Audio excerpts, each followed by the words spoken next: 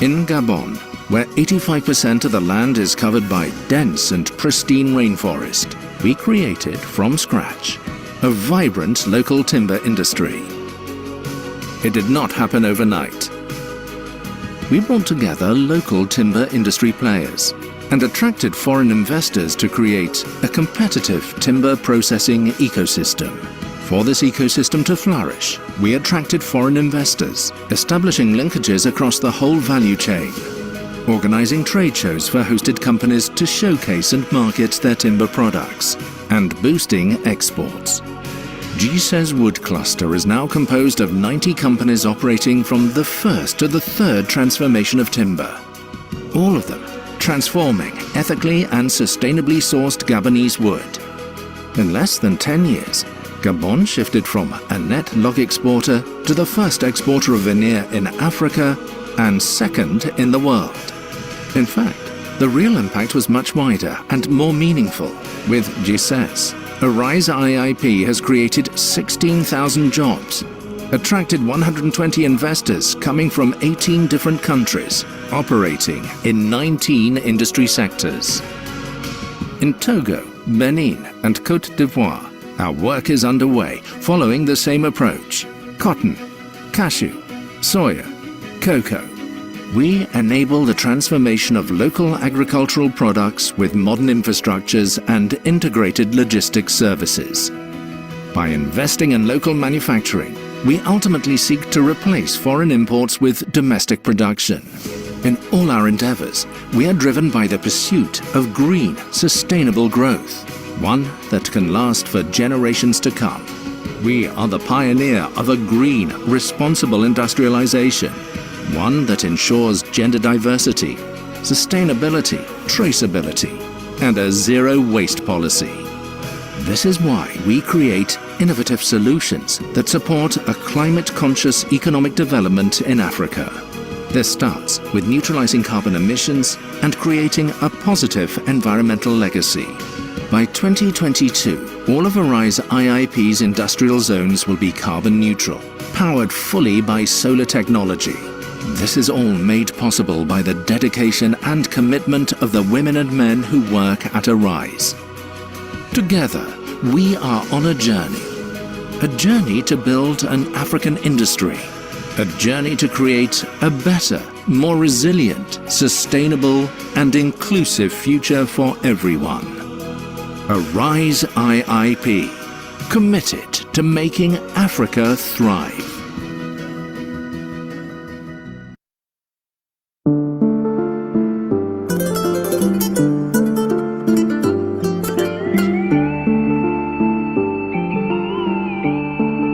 Dans ce contexte actuel de crise sanitaire mondiale liée à la pandémie de la COVID-19, il s'avère fondamental de relever la participation des femmes dans tous les maillons de la production, d'encourager et de renforcer leur leadership et leur résilience pour favoriser leur autonomisation, surtout dans le domaine économique. TechnoServe Bénin et l'Agence territoriale de développement agricole Pôle 4 s'inscrivent activement dans cette dynamique. À cet effet, le 15 et 16 octobre 2020, s'est tenue dans la salle de conférence de l'ATDA Pôle 4 à Parakou une cérémonie de célébration de la Journée internationale de la femme rurale édition 2020. Cette journée a pour objectif de définir les modalités de mise en œuvre d'une stratégie de renforcement du leadership et d'une résilience plus accrue des femmes dans les différentes activités de développement socio-économique. Dans la plupart des décisions, ces femmes-là ne bénéficient pas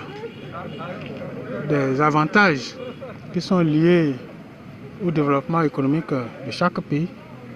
Donc, pour les valoriser davantage, la communauté internationale a dédié la journée du 15 octobre pour les célébrer. Comme nous sommes en partenariat avec des projets, programmes, ils ont décidé de nous accompagner pour pouvoir célébrer l'événement au niveau local. Ces femmes-là sont aussi présentes surtout au niveau du maillon transformation. C'est pourquoi nous leur avons demandé de ne pas venir seulement pour écouter les discours, mais qu'elles viennent avec leur chef-d'œuvre pour qu'on puisse voir ce qu'elles font et les gens vont aussi profiter pour se ravitailler. En effet, dans sa stratégie de renforcement des capacités des acteurs de la filière cajou, Technoserve, à travers Bénin Cajou, fournit des assistances techniques spécifiques et appropriées à la satisfaction des besoins des partenaires du public et du privé afin de promouvoir la production des noix brutes d'anacarde, le développement des chaînes de valeur et l'amélioration des revenus, notamment ceux des femmes. Les braves femmes rurales sont effectivement à l'honneur aujourd'hui. Nous les félicitons et nous les exhortons à mettre leur résilience au service de nos communautés, surtout en cette période de pandémie. Et nous voulons les rassurer du soutien de Technoserve pour une plus grande intégration du genre dans les chaînes de valeur de la filière anacarde. Rappelons qu'au cours de cette messe agricole et rurale de haute facture, diverses autorités ont accompagné la TDA et Technoserve à accélérer les meilleures innovations des produits dérivés du cajou et renforcer les aptitudes des femmes leaders et résilientes dans la filière cajou. Aussi faut-il le souligner, l'ambiance a été motivante et festive, marquée par 2 temps forts, portant notamment sur les réflexions et les partages d'expériences sur la résilience des femmes dans la chaîne de valeur anacarde et l'exposition vente des meilleures innovations réussies en faveur des femmes dans le développement socio-économique. C'est grâce à Bénin Cajou que ça a été organisé dans le Nord, précisément à Parakou. Et ça a permis aux femmes des 2 Nord de participer. Je veux dire à Takora Donga, Bogo, Algori, Zoukoline, du centre aussi. Voilà pourquoi je tiens à remercier très sincèrement Bénin Cajou. Et cette séance aujourd'hui nous permet, elle nous a permis de partager les expériences des autres femmes. C'est déjà un plus pour nous. Et pour nous qui sommes arrivés, je nous demande à notre retour de passer l'information à celles qui ne sont pas venues pour qu'elles puissent aussi être informées de ce que nous sommes venus faire. C'est ce qui manque souvent. Et ça fait que les informations, nous les gardons et les autres n'ont plus d'informations aussi. Ça ne permet pas un développement du groupe. Donc je nous demande de souvent communiquer, de partager l'information avec les autres femmes aussi de nos groupes. Notons que dans la vision de travailler pour une véritable accélération et intégration de la filière cajou au Bénin, avec une part conséquente pour les femmes, l'intégration du genre constitue l'un des principaux axes d'intervention de Technoserve via le projet Bénin Cajou.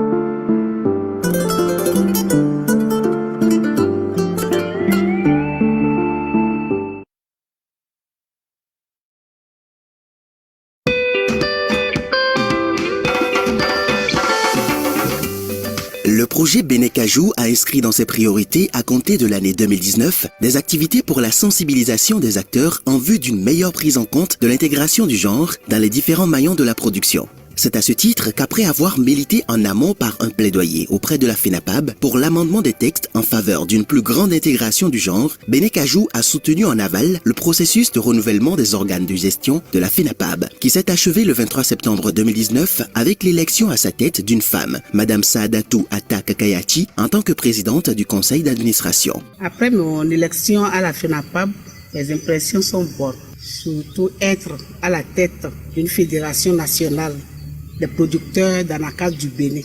Les points clés de mes actions sont relatifs à la recherche des partenaires pour améliorer la qualité de nos activités, développer le plaidoyer à l'endroit de l'État pour qu'il nous accompagne. Mariée et mère de 3 enfants, Madame Saadatou est propriétaire de 5 plantations d'anacardiers de 7 hectares et demi à Pénésoulou dans la commune de Bassila, à 372 km de Cotonou. Entrée dans la production du cajou depuis 1998 et précédemment chef quartier, cette mère dévouée gère en subsidiaire son restaurant, son commerce de savon et mène des œuvres sociales en faveur des orphelins de son arrondissement. Brave et vaillante, elle exhorte son équipe et les femmes dans la filière cajou à se battre pour pousser loin la filière. Pour réussir ma mission, c'est un engagement efficace de l'équipe.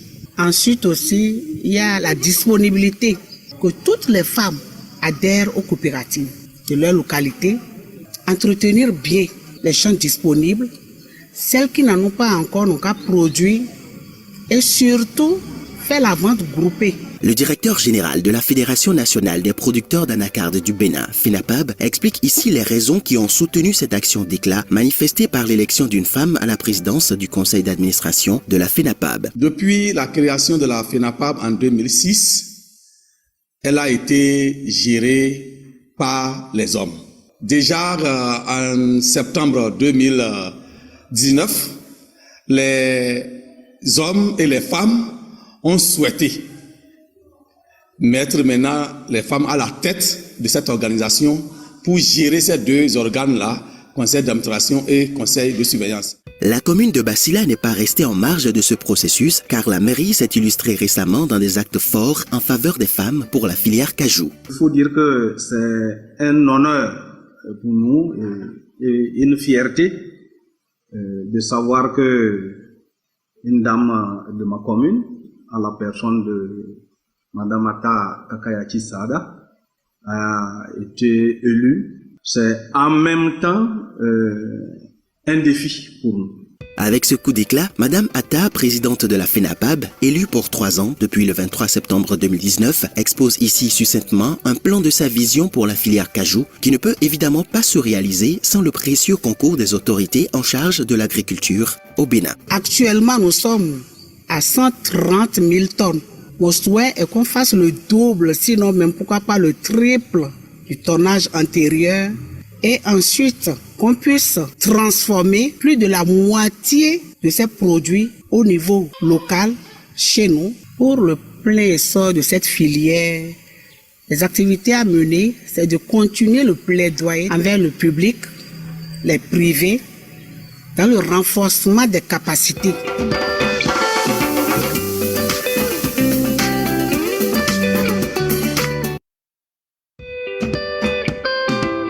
Cashew is an increasingly important crop for the countries in West Africa. For Benin, it's their second most valuable export. And we saw this big potential to grow and increase more. Le cajou arrive en seconde place après le coton. À 110 000, 120 000 tonnes, en 2 ans, nous sommes passés à 120, 130, 140 000 tonnes. L'objectif du gouvernement, c'est d'aller à 300 000 tonnes à la fin du quinquennat. Cajou me permet de vivre. Au moment où je n'avais pas suivi avec Cajou Bénin, les deux.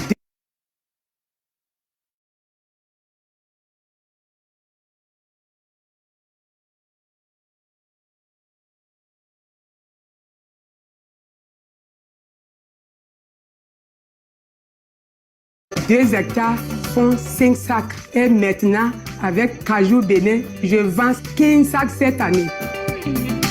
Le projet nous a appris beaucoup de choses. Il a formé 10 personnes, dont 9 femmes et 1 homme.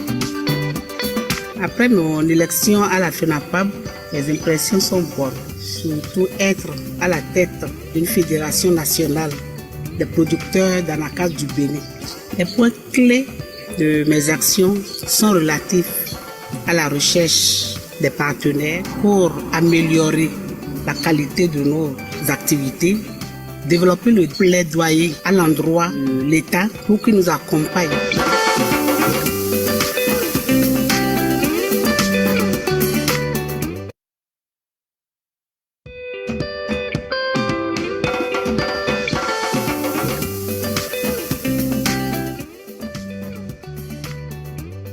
Benin Cashew is an innovative program aimed at strengthening and growing the Beninese cashew sector. Its goal is to create a more productive, competitive, sustainable, and inclusive economic growth engine for the people of Benin. It's being funded by the USDA and is being implemented by TechnoServe and our partners at CRS. Over 8 years, Benin Cashew will increase the yields and incomes of more than 49,000 smallholder farmers, triple Benin's domestic processing capacity, create more than 3,400 jobs, most of which will be held by women, and will position the entire sector for continued growth long after the project ends.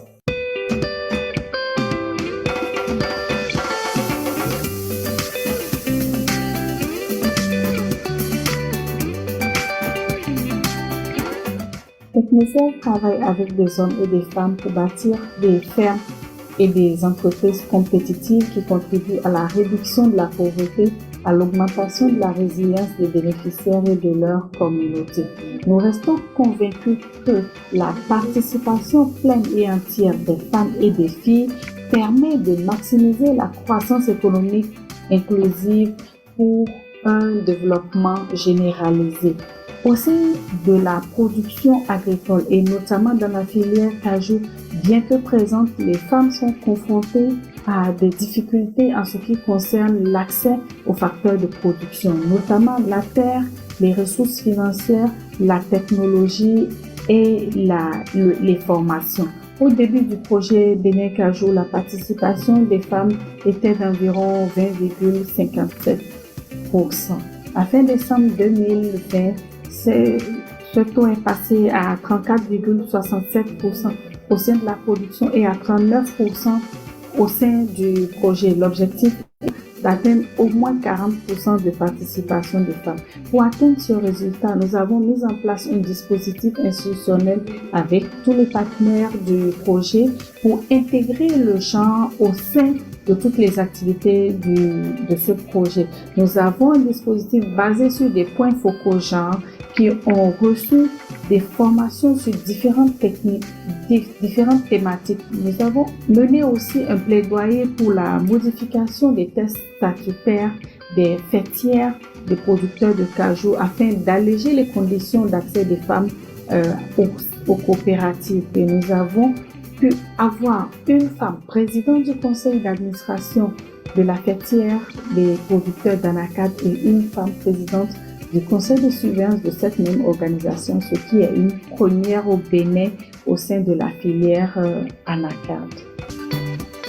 Après mon élection à la FENAPAB, les impressions sont bonnes, surtout être à la tête d'une fédération nationale des producteurs d'anacarde du Bénin. Les points clés de mes actions sont relatifs à la recherche des partenaires pour améliorer la qualité de nos activités, développer le plaidoyer à l'endroit de l'État pour qu'il nous accompagne. J'ai constaté qu'avec cette formation, la femme a un grand rôle à jouer pour l'émancipation et la prospérité, bien partagée qu'à l'intérieur, qu'à l'extérieur au sein du foyer. Grâce à cette même formation, la population, mais la communauté a un regard craintif en nous. Ils nous copient, ils voient la manière dont nous vivons avec mon épouse. Grâce à cette formation, nous avons pu réaliser beaucoup de choses. Cette formation que nous avons eue sur le genre nous a réveillés par rapport à la femme. Parce que dans le maillon production, on a constaté que les femmes n'ont pas accès à la terre, donc du coup, elles sont marginalisées. Donc sur le terrain, nous voyons à ce que les femmes sont prises en compte. Et comme le projet le recommande 40% de femmes, il faut dire que ce n'est pas facile. 40% des femmes dans tout ce que nous faisons, on doit pouvoir toucher au moins 40% de femmes.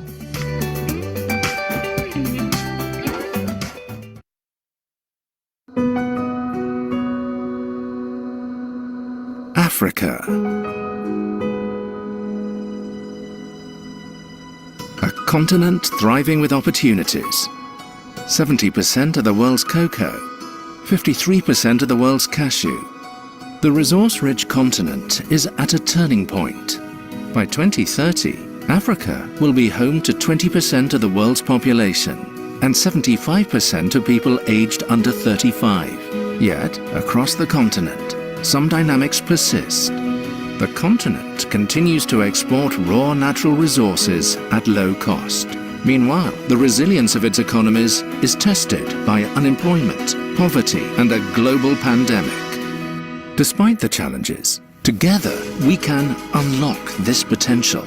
At Arise IIP, our vision is to build an African industry.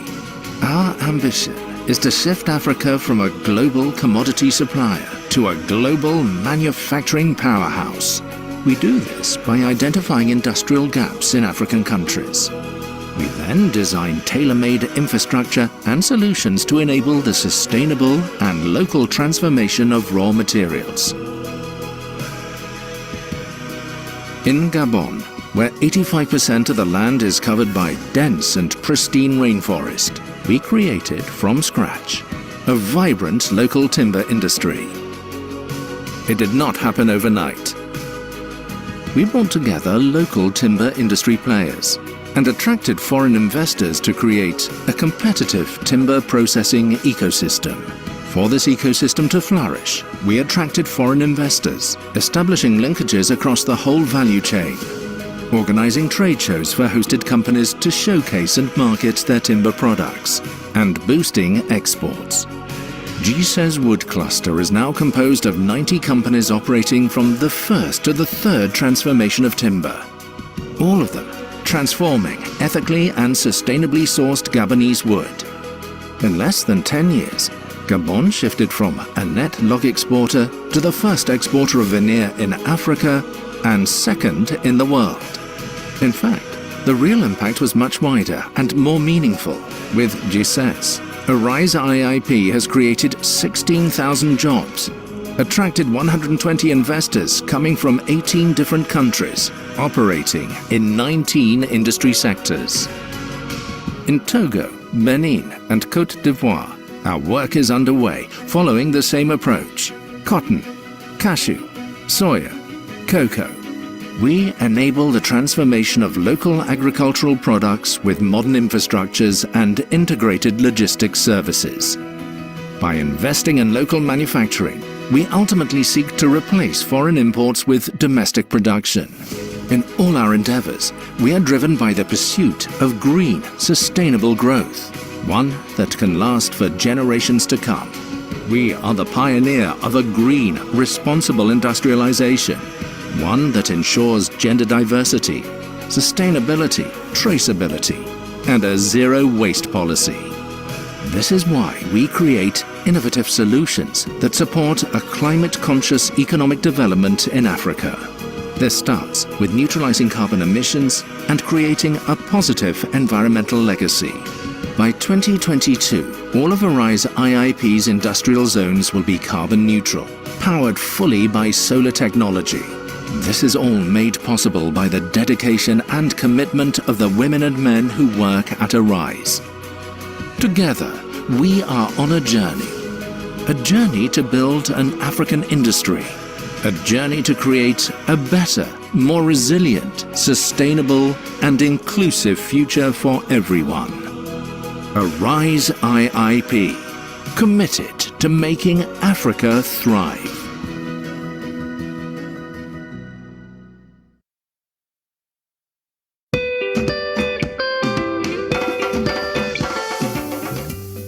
Je m'appelle Sinagero Kalilaki. J'ai 28 ans.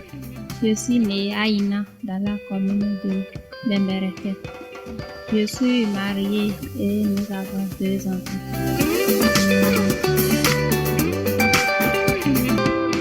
Quand je me réveille, je fais d'abord mes travaux domestiques. Je balaie la cour, la chambre, je lave mes bols. Je prépare le petit déjeuner pour la famille et je viens travailler en pépinière. C'est en 2019 que j'ai commencé par collaborer avec le projet Bénécadio. Quand j'ai connu le projet Bénécadio, on est rentré dans le système de professionnalisation. Et dans ce système, à cette date, nous avons déjà reçu 5 modules de formation. En plus de la pépinière d'Anacadie, nous faisons la pépinière des manguis et des autres essences forestières. Après ça, nous faisons les cultures vivrières telles que le soja, l'arachide, le niébé. En dehors de ça, nous faisons le levage. On fait le levage des porcs et le levage des volailles. Pendant la pandémie du Covid-19, nous n'avons pas connu de difficultés par rapport à la main-d'œuvre. La main-d'œuvre était toujours disponible. La pandémie du Covid-19 a engendré des impacts dans notre entreprise parce qu'il y a eu la baisse du prix d'achat des produits.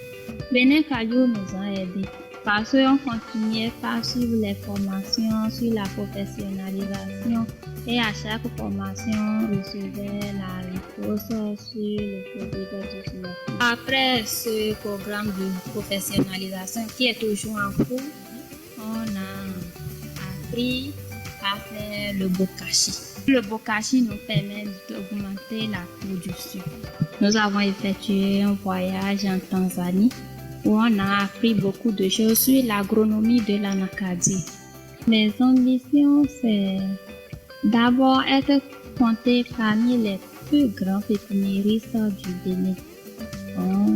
Aller à une production de 50 000 plants. Bon, je veux avoir également un site modèle.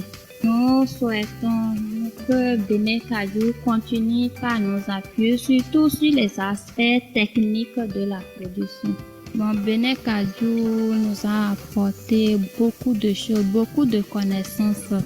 Je remercie sincèrement le projet Bénin Kajou pour ses apports à mon niveau et de ne pas cesser de continuer toujours car on ne finit jamais d'apprendre.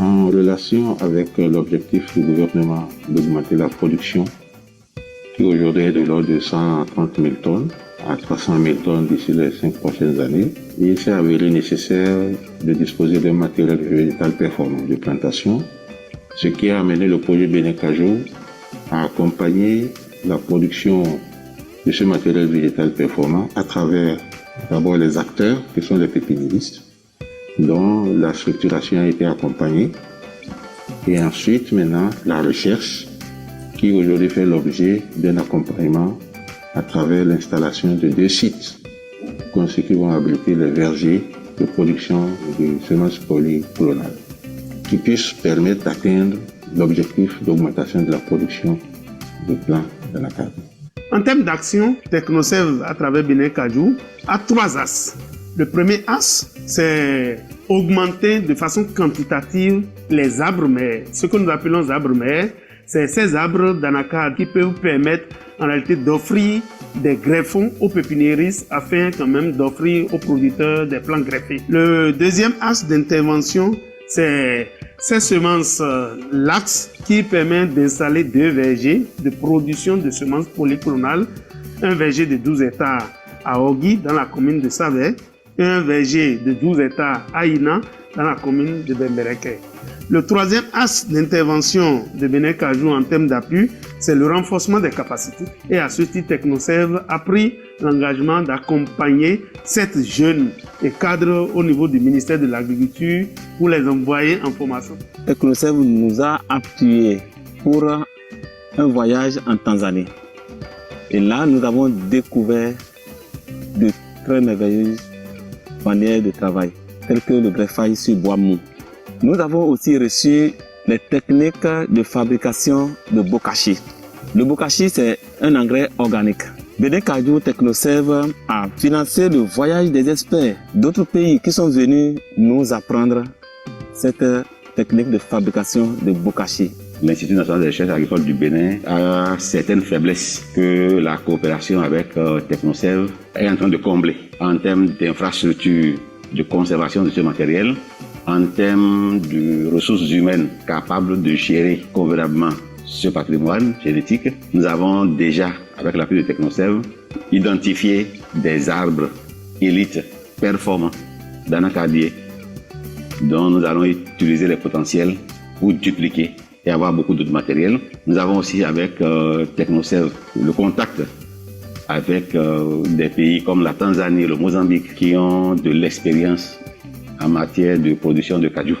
Et donc on pourrait bien les rattraper.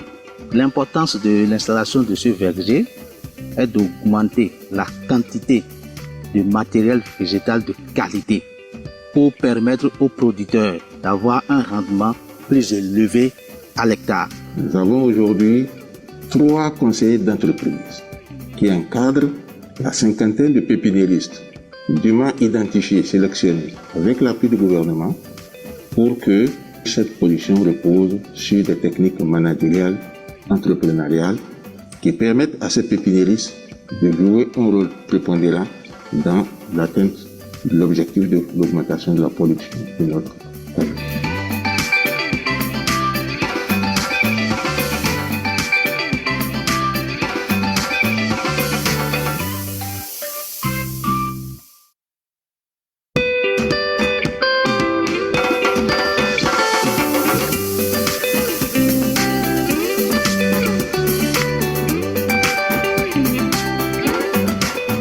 Le rôle du pépiniériste, nous sommes les gardiens du matériel végétal, qui est un patrimoine pour notre pays.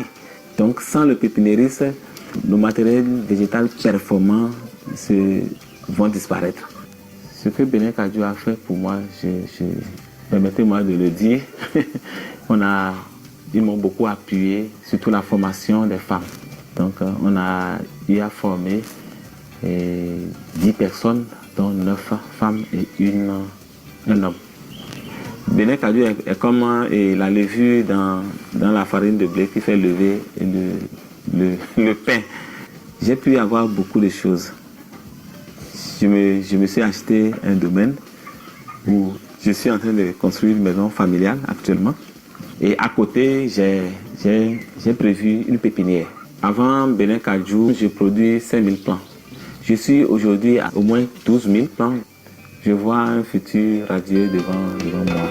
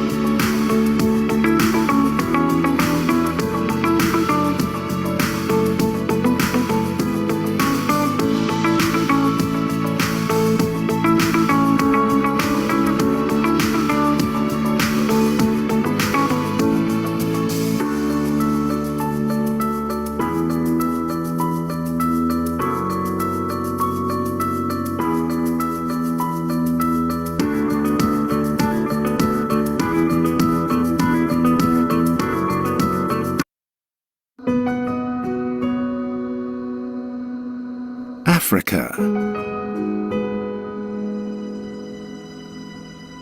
A continent thriving with opportunities.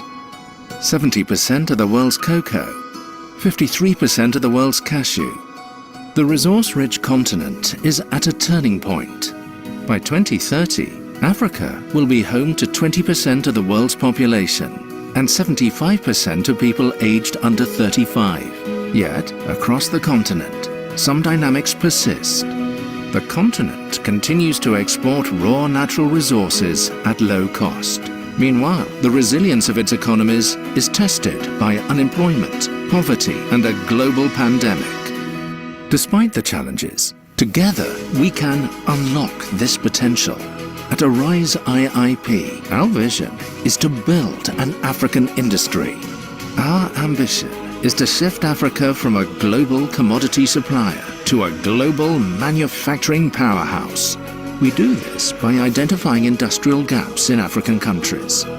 We then design tailor-made infrastructure and solutions to enable the sustainable and local transformation of raw materials. In Gabon, where 85% of the land is covered by dense and pristine rainforest, we created from scratch a vibrant local timber industry. It did not happen overnight. We brought together local timber industry players and attracted foreign investors to create a competitive timber processing ecosystem. For this ecosystem to flourish, we attracted foreign investors, establishing linkages across the whole value chain, organizing trade shows for hosted companies to showcase and market their timber products, and boosting exports. GSE's Wood Cluster is now composed of 90 companies operating from the first to the third transformation of timber. All of them transforming ethically and sustainably sourced Gabonese wood. In less than 10 years, Gabon shifted from a net log exporter to the first exporter of veneer in Africa and second in the world. In fact, the real impact was much wider and more meaningful. With GSES, Arise IIP has created 16,000 jobs, attracted 120 investors coming from 18 different countries, operating in 19 industry sectors. In Togo, Benin, and Côte d'Ivoire, our work is underway, following the same approach. Cotton, cashew, soya, cocoa. We enable the transformation of local agricultural products with modern infrastructures and integrated logistics services. By investing in local manufacturing, we ultimately seek to replace foreign imports with domestic production. In all our endeavors, we are driven by the pursuit of green, sustainable growth, one that can last for generations to come. We are the pioneer of a green, responsible industrialization, one that ensures gender diversity, sustainability, traceability, and a zero-waste policy. This is why we create innovative solutions that support a climate-conscious economic development in Africa. This starts with neutralizing carbon emissions and creating a positive environmental legacy. By 2022, all of Arise IIP's industrial zones will be carbon neutral, powered fully by solar technology. This is all made possible by the dedication and commitment of the women and men who work at Arise. Together, we are on a journey to build an African industry, a journey to create a better, more resilient, sustainable, and inclusive future for everyone. Arise IIP, committed to making Africa thrive.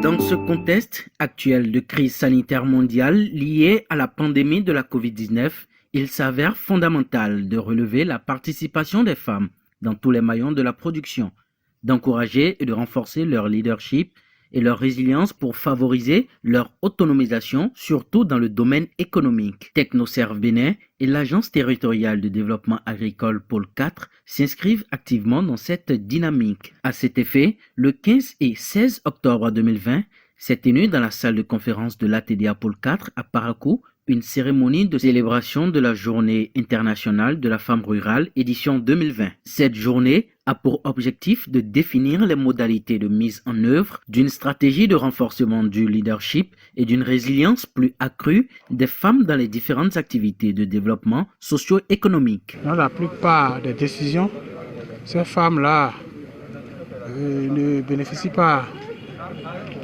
des avantages qui sont liés au développement économique de chaque pays. Donc, pour les valoriser davantage, la communauté internationale a dédié la journée du 15 octobre pour les célébrer. Comme nous sommes en partenariat avec des programmes, ils ont décidé de nous accompagner pour pouvoir célébrer l'événement au niveau local. Ces femmes-là sont aussi présentes surtout au niveau du maillon transformation. C'est pourquoi nous leur avons demandé de ne pas venir seulement pour écouter les discours, mais qu'elles viennent avec leur chef-d'œuvre pour qu'on puisse voir ce qu'elles font et les gens vont aussi profiter pour se ravitailler. En effet, dans sa stratégie de renforcement des capacités des acteurs de la filière cajou, TechnoServe, à travers Bénin Cajou, fournit des assistances techniques spécifiques et appropriées à la satisfaction des besoins des partenaires du public et du privé afin de promouvoir la production des noix brutes d'anacarde, le développement des chaînes de valeur et l'amélioration des revenus, notamment ceux des femmes. Les braves femmes rurales sont effectivement à l'honneur aujourd'hui. Nous les félicitons et nous les exhortons à mettre leur résilience au service de nos communautés, surtout en cette période de pandémie. Et nous voulons les rassurer du soutien de TechnoServe pour une plus grande intégration du genre dans les chaînes de valeur de la filière anacarde. Rappelons qu'au cours de cette messe agricole et rurale de haute facture, diverses autorités ont accompagné l'ATDA et TechnoServe à accélérer les meilleures innovations des produits dérivés du cajou et renforcer les aptitudes des femmes leaders et résilientes dans la filière cajou. Aussi faut-il le souligner, l'ambiance a été motivante et festive, marquée par 2 temps forts, portant notamment sur les réflexions et les partages d'expériences sur la résilience des femmes dans la chaîne de valeur anacarde et l'exposition vente des meilleures innovations réussies en faveur des femmes dans le développement socio-économique. C'est grâce à Bénin Cajou que ça a été organisé dans le Nord, précisément à Parakou. Et ça a permis aux femmes des 2 Nord de participer. Je veux dire à Takora Donga, Borgo, Algori, Zoukoline, le centre aussi. Voilà pourquoi je tiens à remercier très sincèrement Bénin Cajou. Et cette séance aujourd'hui nous a permis de partager les expériences des autres femmes. C'est déjà un plus pour nous. Et pour nous qui sommes arrivés, je nous demande à notre retour de passer l'information à celles qui ne sont pas venues, pour qu'elles puissent aussi être informées de ce que nous sommes venus faire. C'est ce qui manque souvent. Et ça fait que les informations, nous les gardons et les autres n'ont plus d'informations aussi, ça ne permet pas un développement du groupe. Donc je nous demande de souvent communiquer, de partager l'information avec les autres femmes aussi de nos groupes. Notons que dans la vision de travailler pour une véritable accélération et intégration de la filière cajou au Bénin, avec une part conséquente pour les femmes, l'intégration du genre constitue l'un des principaux axes d'intervention de Technoserve via le projet Bénin Cajou.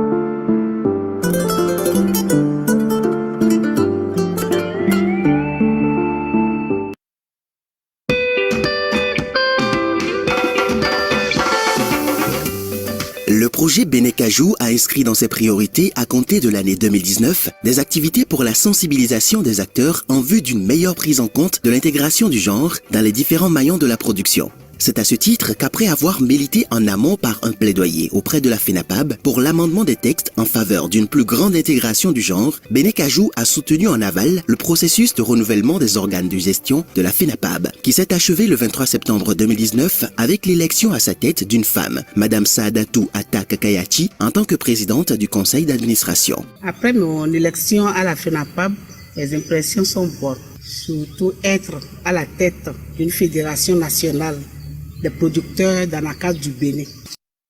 Les points clés de mes actions sont relatifs à la recherche des partenaires pour améliorer la qualité de nos activités, développer le plaidoyer à l'endroit de l'État pour qu'il nous accompagne. Mariée et mère de 3 enfants, Madame Saadatou est propriétaire de 5 plantations d'anacardiers de 7 hectares et demi à Pénésoulou dans la commune de Bassila, à 372 km de Cotonou. Entrée dans la production du cajou depuis 1998 et précédemment chef quartier, cette mère dévouée gère en subsidiaire son restaurant, son commerce de savon et mène des œuvres sociales en faveur des orphelins de son arrondissement. Brave et vaillante, elle exhorte son équipe et les femmes dans la filière cajou à se battre pour pousser loin la filière. Pour réussir ma mission, c'est un engagement efficace de l'équipe. Ensuite aussi, il y a la disponibilité que toutes les femmes adhèrent aux coopératives de leur localité, entretenir bien les champs disponibles, celles qui n'en ont pas encore n'ont qu'à produire et surtout faire la vente groupée. Le directeur général de la Fédération nationale des producteurs d'anacarde du Bénin, FENAPAB, explique ici les raisons qui ont soutenu cette action d'éclat manifestée par l'élection d'une femme à la présidence du conseil d'administration de la FENAPAB. Depuis la création de la FENAPAB en 2006, elle a été gérée par les hommes. Déjà en septembre 2019, les hommes et les femmes ont souhaité mettre maintenant les femmes à la tête de cette organisation pour gérer ces 2 organes-là, conseil d'administration et conseil de surveillance. La commune de Bassila n'est pas restée en marge de ce processus car la mairie s'est illustrée récemment dans des actes forts en faveur des femmes pour la filière cajou. Il faut dire que c'est un honneur pour nous et une fierté de savoir que une dame de ma commune, à la personne de Madame Atta Kakayachi Sada, a été élue. C'est en même temps un défi pour nous. Avec ce coup d'éclat, Madame Atta, présidente de la FENAPAB, élue pour 3 ans depuis le 23 septembre 2019, expose ici succinctement un plan de sa vision pour la filière cajou qui ne peut évidemment pas se réaliser sans le précieux concours des autorités en charge de l'agriculture au Bénin. Actuellement, nous sommes à 130 000 tonnes. Mon souhait est qu'on fasse le double, sinon même pourquoi pas le triple du tonnage antérieur et ensuite qu'on puisse transformer plus de la moitié de ces produits au niveau local chez nous pour le plein essor de cette filière. Les activités à mener, c'est de continuer le plaidoyer envers le public, les privés, dans le renforcement des capacités.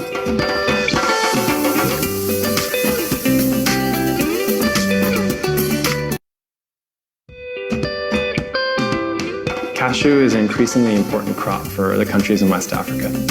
For Benin, it's their second most valuable export. And we saw this big potential to grow and increase more. Le cajou arrive en seconde place après le coton. à 110 000, 120 000 tonnes. En 2 ans, nous sommes passés à 120, 130, 140 000 tonnes.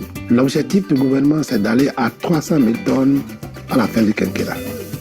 Cajou me permet de vivre. Au moment où je n'avais pas suivi avec Cajou Bénin, les 2 hectares font 5 sacs. Et maintenant, avec Cajou Bénin, je vends 15 sacs cette année. Le projet nous a appris beaucoup de choses. Il a formé 10 personnes, dont 9 femmes et 1 homme. Après mon élection à la FENAPAB, les impressions sont bonnes. Surtout être à la tête d'une fédération nationale des producteurs d'anacarde du Bénin. Les points clés de mes actions sont relatifs à la recherche des partenaires pour améliorer la qualité de nos activités, développer le plaidoyer à l'endroit de l'État pour qu'il nous accompagne.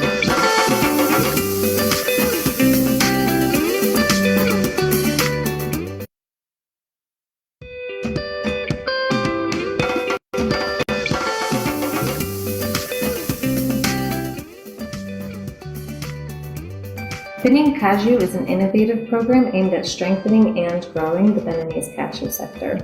Its goal is to create a more productive, competitive, sustainable, and inclusive economic growth engine for the people of Benin.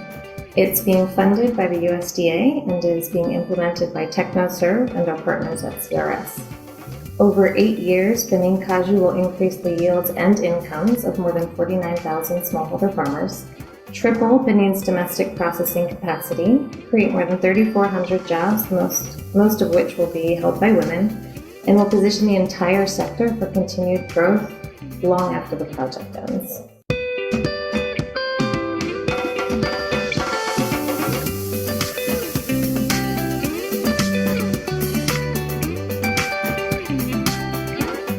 TechnoServe travaille avec des hommes et des femmes pour bâtir des fermes et des entreprises compétitives qui contribuent à la réduction de la pauvreté, à l'augmentation de la résilience des bénéficiaires et de leur communauté.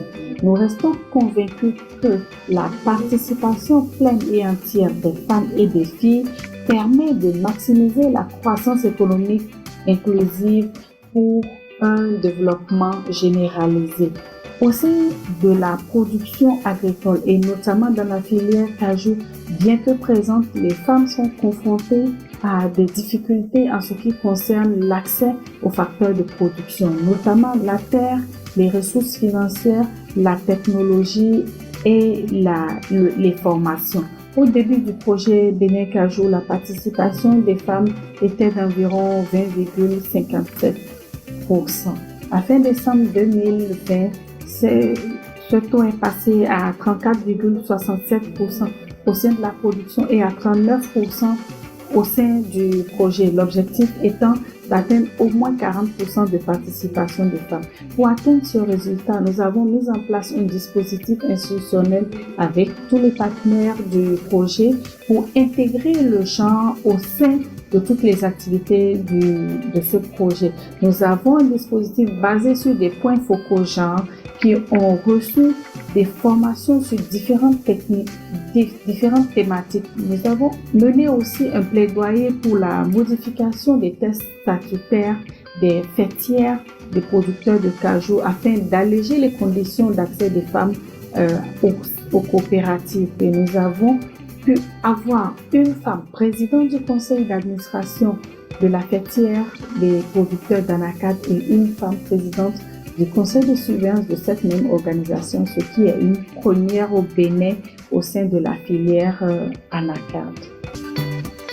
Après mon élection à la FENAPAB, les impressions sont bonnes. Surtout être à la tête d'une fédération nationale des producteurs d'anacarde du Bénin. Les points clés de mes actions sont relatifs à la recherche des partenaires pour améliorer la qualité de nos activités, développer le plaidoyer à l'endroit de l'État pour qu'il nous accompagne. J'ai constaté qu'avec cette formation, la femme a un grand rôle à jouer pour l'émancipation et la prospérité, bien partagée qu'à l'intérieur, qu'à l'extérieur, au sein du foyer. Grâce à cette même formation, la population, mais la communauté a un regard craintif en nous. Ils nous copient, ils voient la manière dont nous vivons avec mon épouse.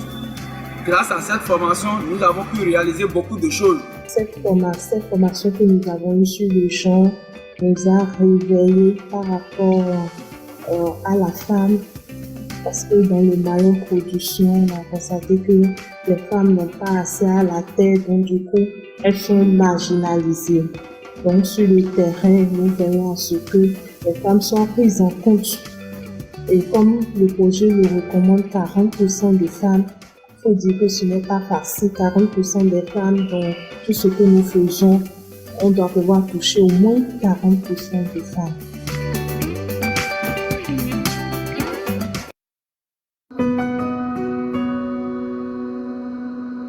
Africa. A continent thriving with opportunities. 70% of the world's cocoa, 53% of the world's cashew. The resource-rich continent is at a turning point. By 2030, Africa will be home to 20% of the world's population and 75% of people aged under 35. Yet, across the continent, some dynamics persist. The continent continues to export raw natural resources at low cost. Meanwhile, the resilience of its economies is tested by unemployment, poverty, and a global pandemic. Despite the challenges, together we can unlock this potential. At Arise IIP, our vision is to build an African industry. Our ambition is to shift Africa from a global commodity supplier to a global manufacturing powerhouse. We do this by identifying industrial gaps in African countries. We then design tailor-made infrastructure and solutions to enable the sustainable and local transformation of raw materials. In Gabon, where 85% of the land is covered by dense and pristine rainforest, we created from scratch a vibrant local timber industry. It did not happen overnight. We brought together local timber industry players and attracted foreign investors to create a competitive timber processing ecosystem. For this ecosystem to flourish, we attracted foreign investors, establishing linkages across the whole value chain, organizing trade shows for hosted companies to showcase and market their timber products, and boosting exports. GSE's Wood Cluster is now composed of 90 companies operating from the first to the third transformation of timber. All of them transforming ethically and sustainably sourced Gabonese wood. In less than 10 years, Gabon shifted from a net log exporter to the first exporter of veneer in Africa and second in the world. In fact, the real impact was much wider and more meaningful. With GSES, Arise IIP has created 16,000 jobs, attracted 120 investors coming from 18 different countries, operating in 19 industry sectors. In Togo, Benin, and Côte d'Ivoire, our work is underway following the same approach. Cotton, cashew, soya, cocoa. We enable the transformation of local agricultural products with modern infrastructures and integrated logistics services. By investing in local manufacturing, we ultimately seek to replace foreign imports with domestic production. In all our endeavors, we are driven by the pursuit of green, sustainable growth, one that can last for generations to come. We are the pioneer of a green, responsible industrialization, one that ensures gender diversity, sustainability, traceability, and a zero-waste policy. This is why we create innovative solutions that support a climate-conscious economic development in Africa. This starts with neutralizing carbon emissions and creating a positive environmental legacy. By 2022, all of Arise IIP's industrial zones will be carbon neutral, powered fully by solar technology. This is all made possible by the dedication and commitment of the women and men who work at Arise. Together, we are on a journey to build an African industry, a journey to create a better, more resilient, sustainable, and inclusive future for everyone. Arise IIP, committed to making Africa thrive.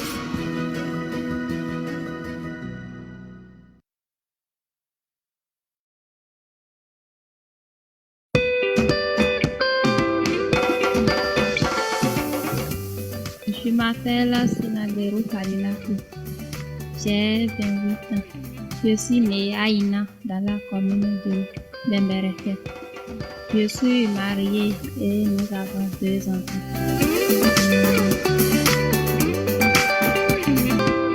Quand je me réveille, je fais d'abord mes travaux domestiques. Je balaie la cour, la chambre, je lave mes bols. Je prépare le petit déjeuner pour la famille et je viens travailler en pépinière. C'est en 2019 que j'ai commencé par collaborer avec le projet Benekadio.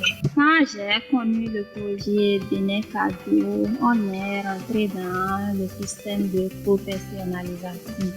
Et dans ce système, à cette date, nous avons déjà reçu 5 modules de formation. En plus de la pépinière d'Anakadi, nous faisons la pépinière des manguis et des autres essences forestières. Après ça, nous faisons les cultures vivrières telles que le soja, l'arachide, le niébé. En dehors de ça, nous faisons le levage. On fait le levage des porcs et le levage des volailles. Pendant la pandémie du Covid-19, nous n'avons pas connu de difficultés par rapport à la main-d'œuvre. La main-d'œuvre était toujours disponible.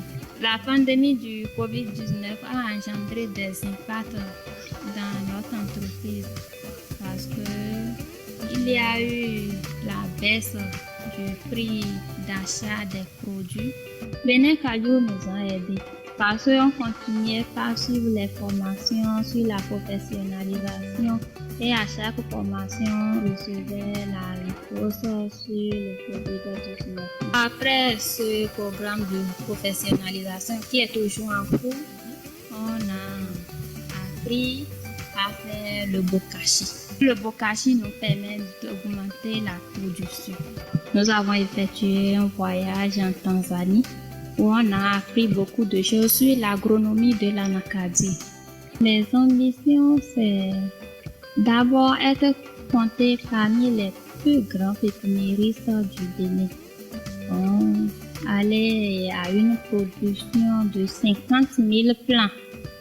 Je veux avoir également un site modèle.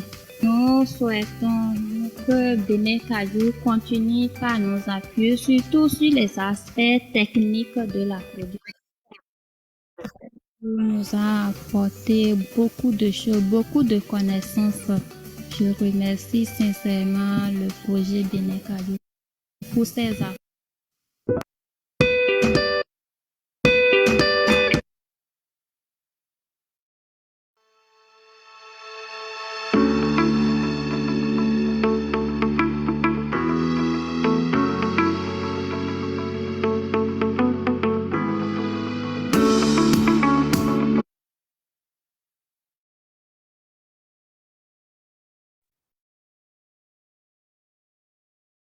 Good morning, everyone, and welcome to another session of the ACA Global Market Encounter with Jim Fitzpatrick, which happens to be the 50th edition since we started.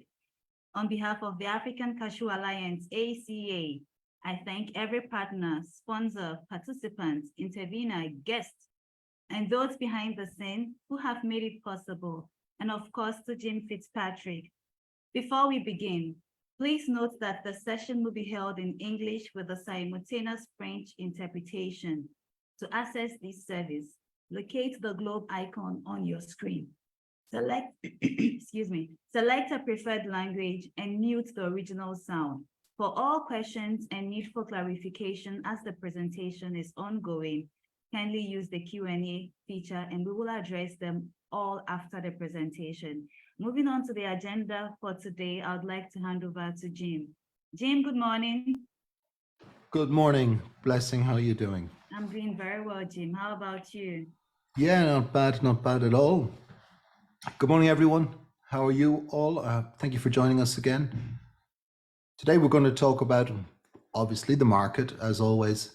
And then toward the end, we'll talk a little bit about selling premium quality cashew kernels and the certification issues related to that. This, of course, is aimed at African cashew processors.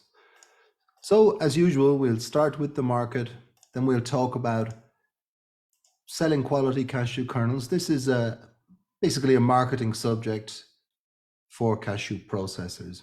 And as Blessing mentioned, we'll talk about whatever questions, comments, and anything else that you'd like to talk about after that. So let's start with the market and a quick update on the activity and the issues that we've seen in the market over the past couple of weeks. When we look at it, we're seeing a relatively quiet market. Kernels prices have remained quite steady. They're not taking off. Certainly not taking off. They're stuck down around the lower end of the range. Buyers are cautious. They're, I think, probably influenced by uncertain economic news, major holidays in Western countries over the past week, interest rates, and so many other issues at this time of year, which lend people toward a much quieter view of the market than they might have later on. The inventories are definitely tightening at destination, and that probably goes for all destinations. And we have seen some demand for prompt shipment and nearby shipment over the last 10 days or so, just particularly from Europe leading up to the Easter holidays. We saw quite a bit of buying of prompt nearby shipment. Now, that can be interpreted in many different ways. It probably indicates low levels of forward cover. In other words, that people have left their buying a little bit later in expectation of lower prices, but also in the uncertainty that the current economic conditions have added to the market and indeed to all markets. But it may also be a signal of improving demand. Let's hope so. Europe wasn't particularly badly affected in terms of its import volumes last year. So it's not surprising that we see that there's a relatively sluggish start to this year. So I think buyers are still looking to pick off some of the lower end prices. And they're looking really for the bottom of the market. I feel the bottom of the market has already passed. It'll be interesting to see how they react to that as the week goes on. Some of the importers will have low-priced forward sales. Some of those sales date back months, maybe as long as 6 months ago, some of them. And they will be anxious to cover those. They too will be looking for the bottom of the market. But there is probably something of a short position amongst importers, though perhaps not as great as it might be in a typical year. And interestingly, at least I find it interesting, quality is becoming an issue. And I say quality is becoming an issue at last because we have been on something of a downward spiral in the quality of cashew kernels for many years, probably 15 years. And it's pretty clear that the quality of cashews that you will find on the shelves of a supermarket in Europe or the United States, perhaps in Japan, perhaps in China, are a shadow of the quality of the kernels that you might have found 15, 20 years ago.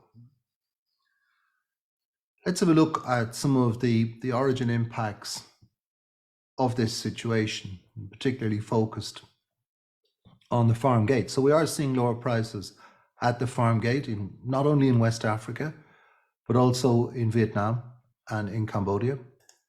We've seen the raw cashew nut trade continue relatively slow. Prices are stabilizing, but they're stabilizing towards the lower levels.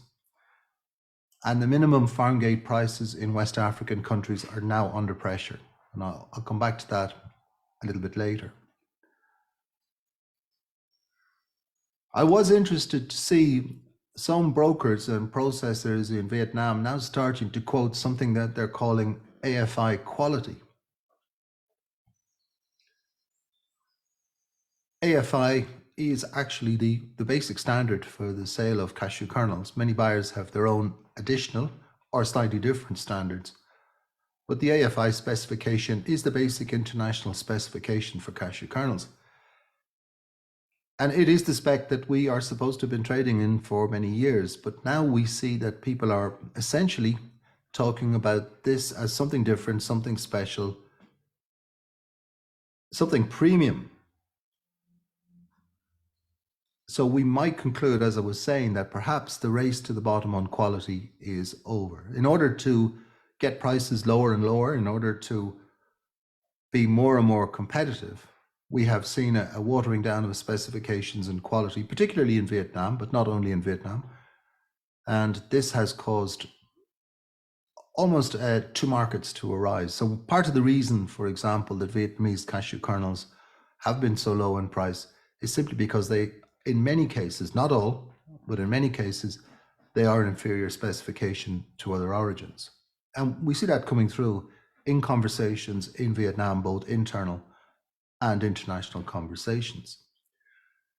We're also seeing in Vietnam, interestingly, in the last 2 weeks, calls again, because these calls were heard before, for government intervention, some form of control on the import of what we call Burma kernels, that is unpeeled cashew kernels, part processed imports. And I think that the processors, or at least some of them, are rightly pointing out that this is perhaps a short-term benefit, but a long-term detriment to the cashew sector in Vietnam. Personally, I feel it's also been detrimental to the cashew sector in West Africa. So these are some of the origin impacts that we've seen of this quiet, relatively low-priced market, which is still, to a certain extent, looking for direction. Let's have a look at production. Obviously, at this time of year, production is the big issue. We'll have a look at production and we'll discuss some of the origins. So I'm hearing from Vietnam that the crop estimate, which was already a relatively poor crop, that people are talking that may be even lower again. And this is essentially down to poor weather, where in Binh Vuoc, where about 50% of the cashew acreage in Vietnam is, farm gate prices are down surprisingly low levels for Vietnam, partly to do with quality, I guess, but also partly to do with the market conditions and the huge imports, as usual, from Cambodia. But we're also seeing elsewhere, in Dong Nai, for example, we're seeing that the number of trees has been reduced, not dramatically, but it has been reduced. I think the report was at 1,100 hectares lower. So the target production in Vietnam for 2030, the official target to have 400,000 hectares planted, up from an estimated 305,000 at the moment, an improved yield to 2.2 tons per hectare, really doesn't look likely to be achieved on what we're seeing this year and what we've seen in the last 2 years. So Vietnam's dependence on imports is unlikely to change in the coming years. Looking at Cambodia,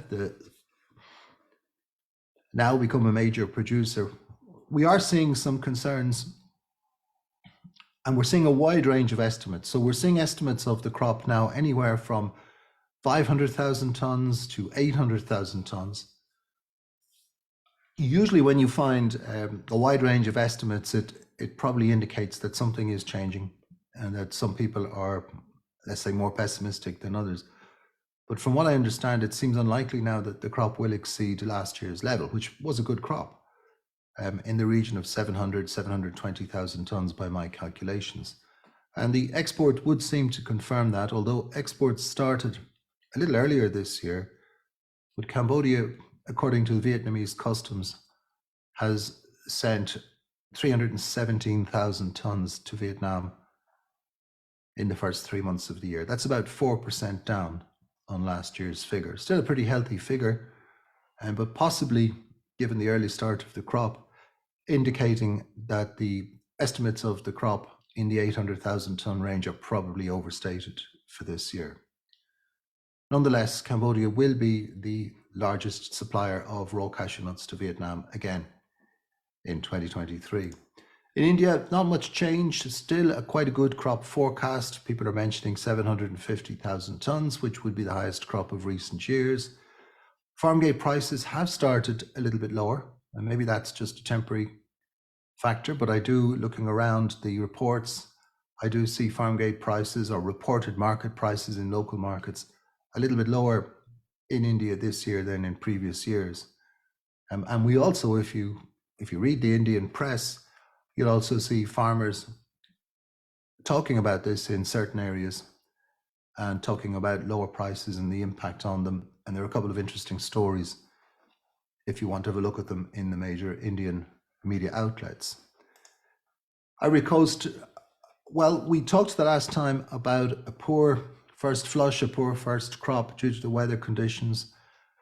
The official forecast still remains optimistic, which would make Côte d'Ivoire the largest producer in the world again in 2023. But farm gate prices have been slipping, and they're now, having had a little bit of a spike early in the season, they're now below the minimum level in many cases. And I'm going to come back to that a little bit later on. Guinea-Bissau, good crop forecast. The news is of a minimum price of 375 CFA. The market is below the minimum price. There are some old crop stocks around. It's difficult for me to see how that minimum price can be maintained in the present market conditions, but the crop forecast remains relatively optimistic.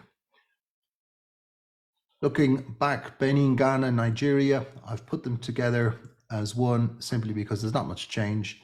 The crop forecast remains good. Farm gate prices in all three countries are lower, and they are below the minimum pricing in Ghana and Benin. Nigeria doesn't have a minimum pricing range. It has a very light touch cashew policy, generally speaking. So if we look generally in the market, we're seeing a situation where you have a certain amount of old crop in Côte d'Ivoire, more old crop in Guinea-Bissau. The old crop in Côte d'Ivoire doesn't appear to be weighing heavily on the market, but in Guinea-Bissau there is a problem to be solved. So the falling farm gate prices encourages buyers to wait, and the longer they wait, the more the price falls. The longer they wait, the less cash is in the system to buy at the farm gate. We're seeing the impact of that with lower prices. Burkina Faso, I don't have a box there for Burkina Faso or for Guinea, but my understanding is the crop is coming in quite well. Mixed results in Guinea. Again, prices under pressure. And in Senegal, we're probably looking at a crop in 2 to 3 weeks from now. The next time we talk, if we talk, we will have some information on the Senegal crop. So let's look at the overall impact of that on the production. So I have reduced my estimates of the 2023 crop slightly. If you've joined us before, you'll be familiar with the way I do it. I have a low estimate and a high estimate. And by judging the distance between the two, which as you can see is quite broad, that is a measure of the degree of uncertainty as to the final outturn. So the volatility in this at the moment would be in the size of the Cambodian crop. There's a question mark over that. And the impact in Côte d'Ivoire, the largest producer of that poor first crop, will that follow through into the second crop? And I'm getting mixed reports. Some people are telling me that they're seeing plenty of raw material, but that it's lower quality. Others are telling me that they're just staying out of the market because the prices are falling. So all of these factors are bringing the minimum pricing regimes into question, and there are really some difficult calls for African regulators in the current market. So I did a quick analysis and I looked at Côte d'Ivoire farm gate. So the red line is the minimum price set down by the CCI, the regulatory body. And the blue bars above the line is the high, which is very close to the minimum, as you can see, and more likely than the low reported price. So always there's a range of prices reported: quality, location, the relative strength of buyer and seller, the availability of finance, all influence these things. But what we are seeing clearly is that the prices are headed below the minimum. Processors are faced then with a difficult question. Most of them being based in the country, being the beneficiaries of government subsidies, would be reluctant to break the minimum price regime. Most of them, I think, tried to stick to it, though not all. But what it does is it brings trade to a halt, and bring trade to a halt makes the problem worse.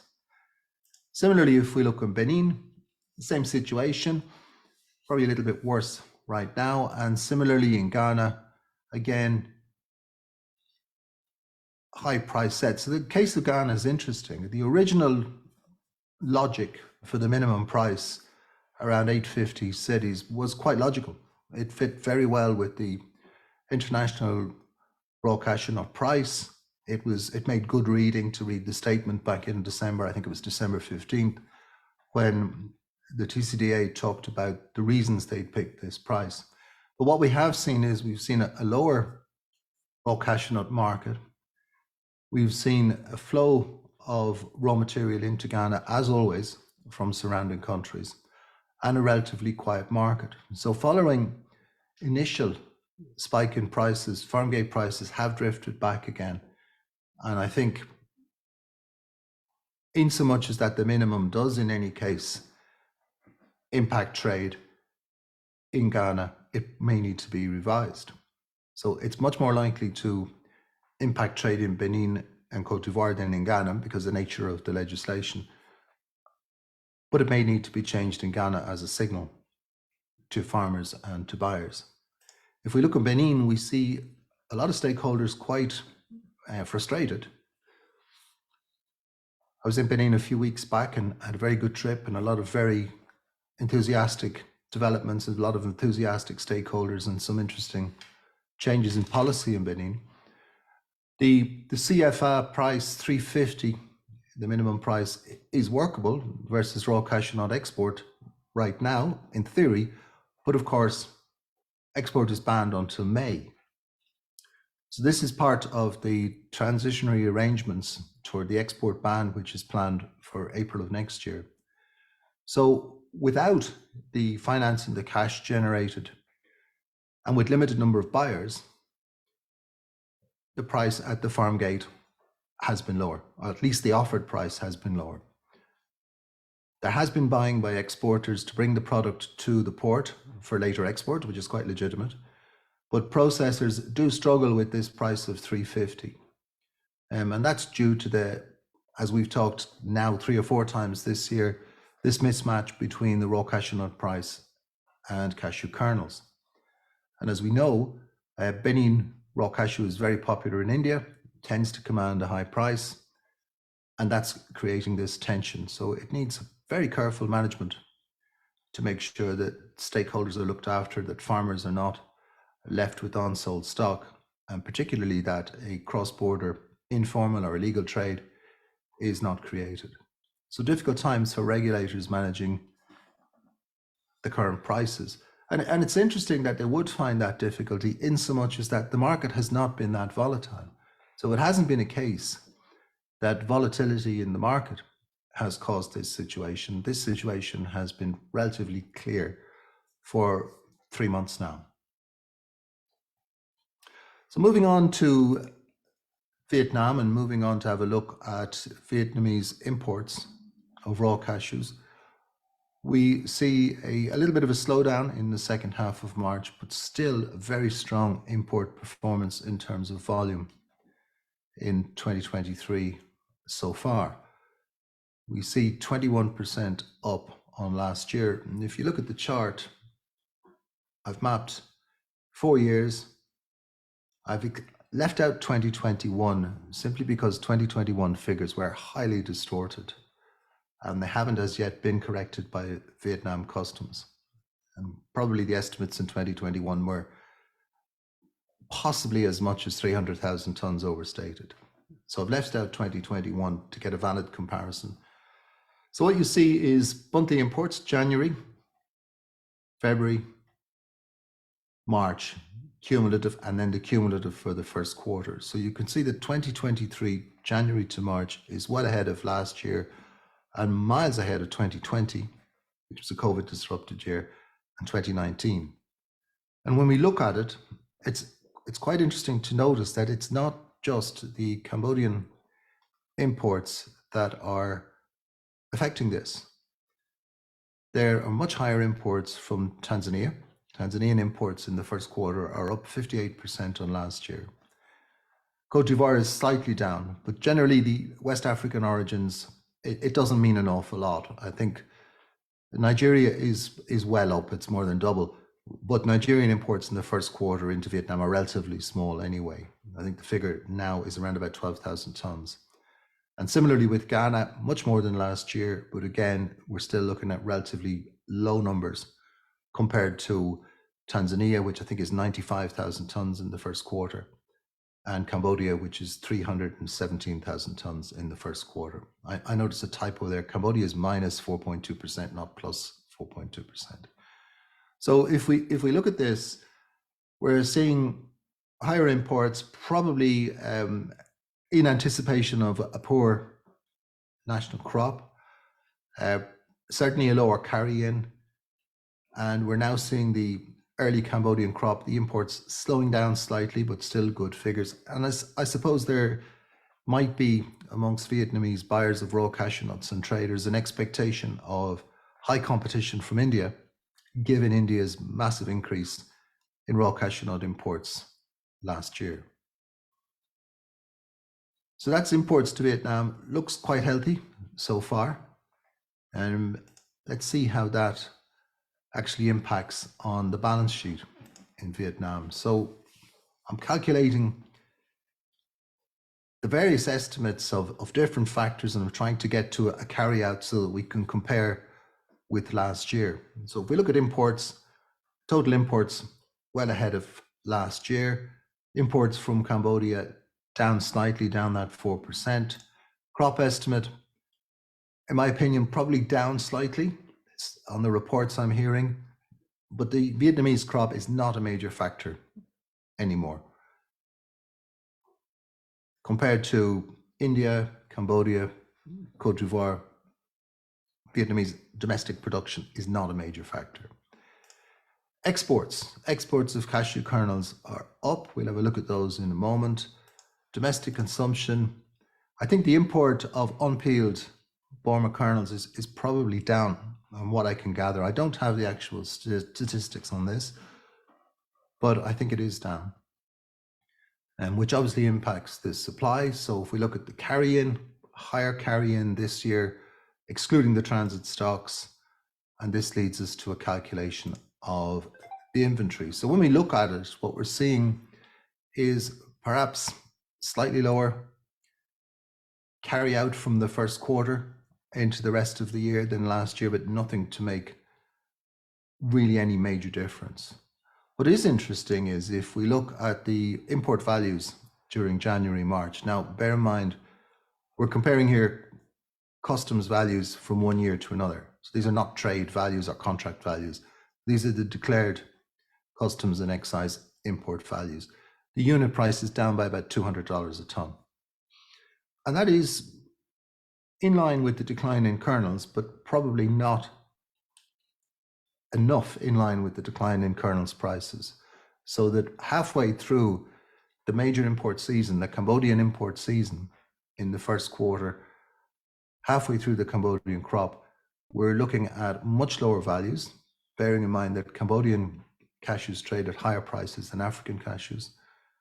And we're also seeing the value average down despite more imports from Tanzania. And Tanzania would be, again, a high quality, generally premium price origin. So the overall situation is similar to last year, about 4 months processing stock, if these figures add up correctly. 4 months processing stock, given that we're getting towards the end of the Cambodian season, given that it's maybe 3 months from putting the deal together to getting the West African raw nuts into the factory, this is normal, relatively modest stock. There's no overstocking, my opinion. It's been lower, it's been higher, but there's no particular alarm bells one way or the other. Let's have a look at exports.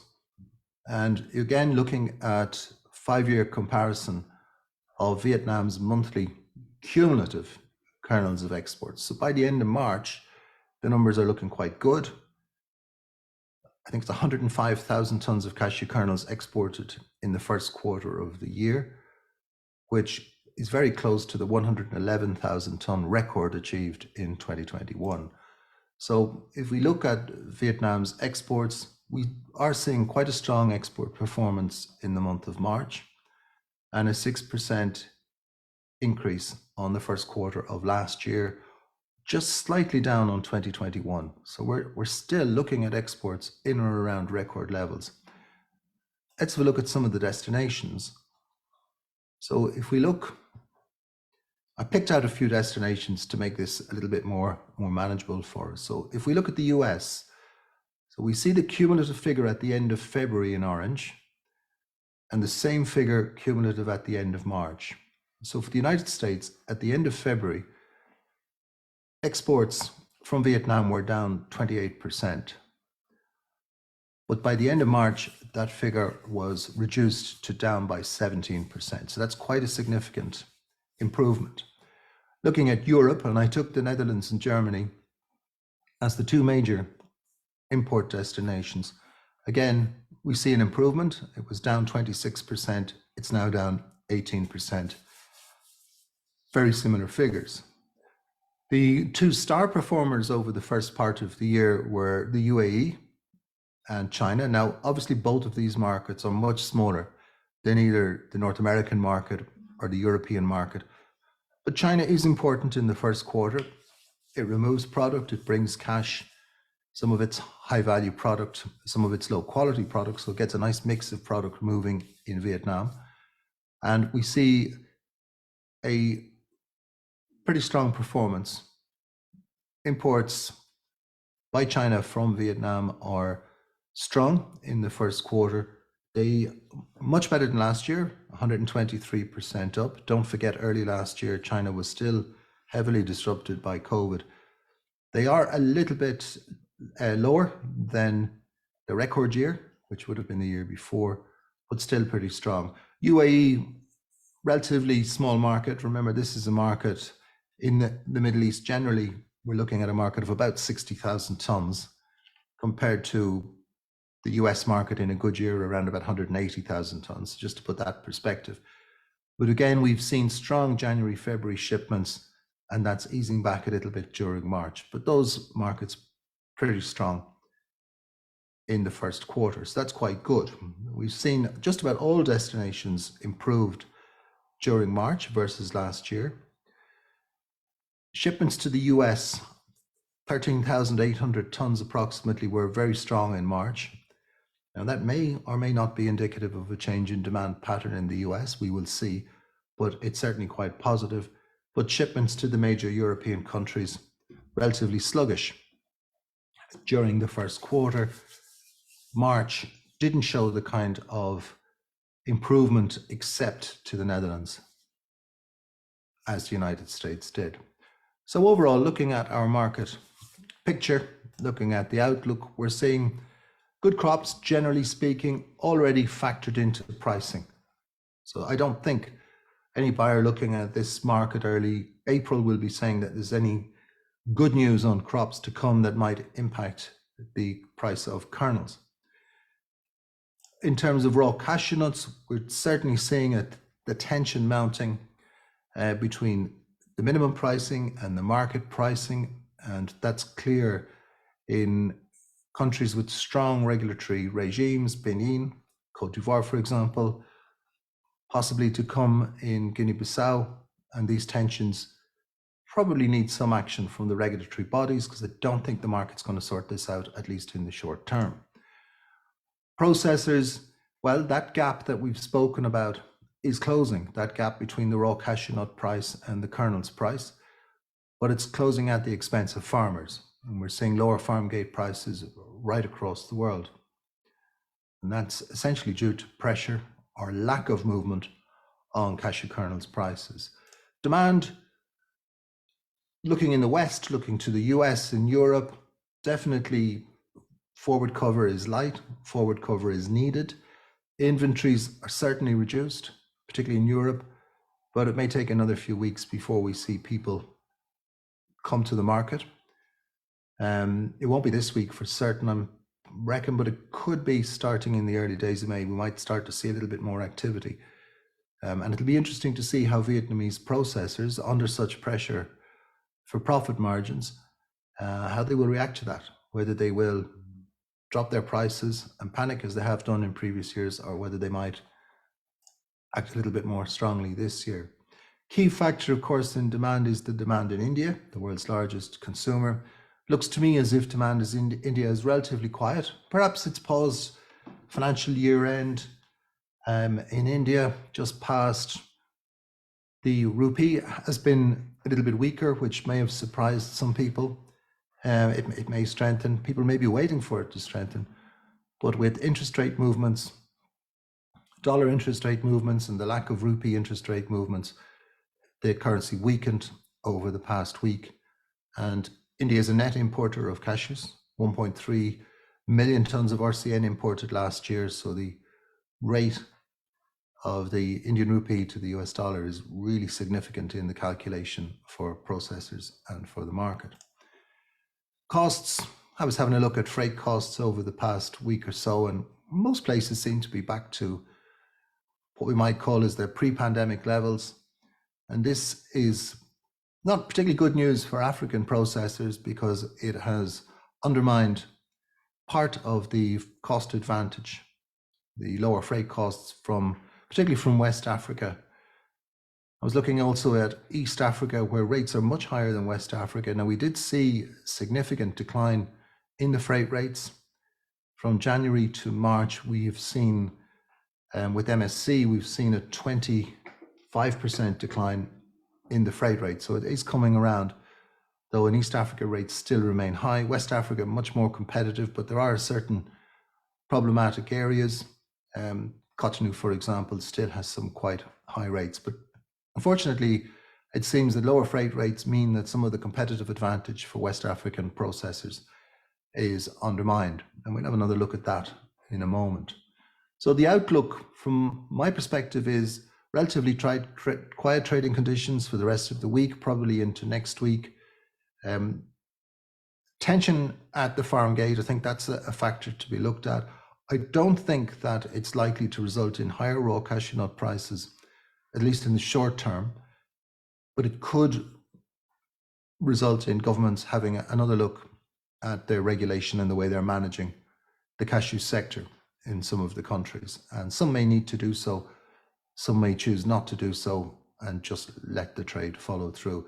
I suppose there's a couple of other factors that we should just consider without drawing too many conclusions, and that is the impact of informal cross-border trade between countries in West Africa, and the impact of different quality ranges between countries and how that's impacting the relative strength of prices. I mean, particularly Ghana is the great example of that, where you see varying qualities exported as Ghanaian material.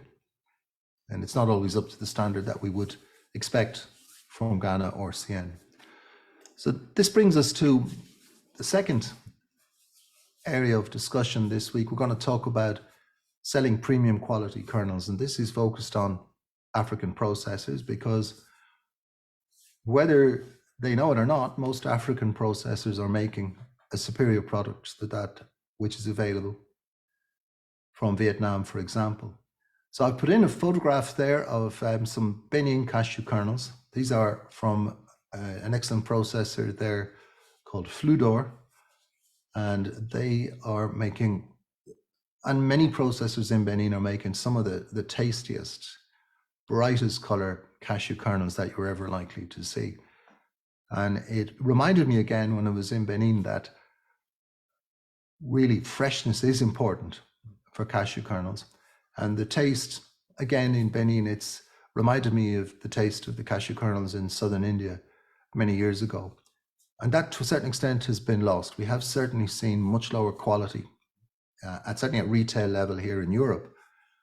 And that has an impact. And it's interesting just to think that many consumers of cashew kernels have never tasted a top quality cashew nut. They've never tasted a top quality fresh cashew nut. Most of the cashews we get, by the time they reach us, would be 9 months to a year old. So let's talk about selling premium quality kernels from the African perspective. And first of all, let's have a look at pricing. So does quality mean anything in terms of pricing?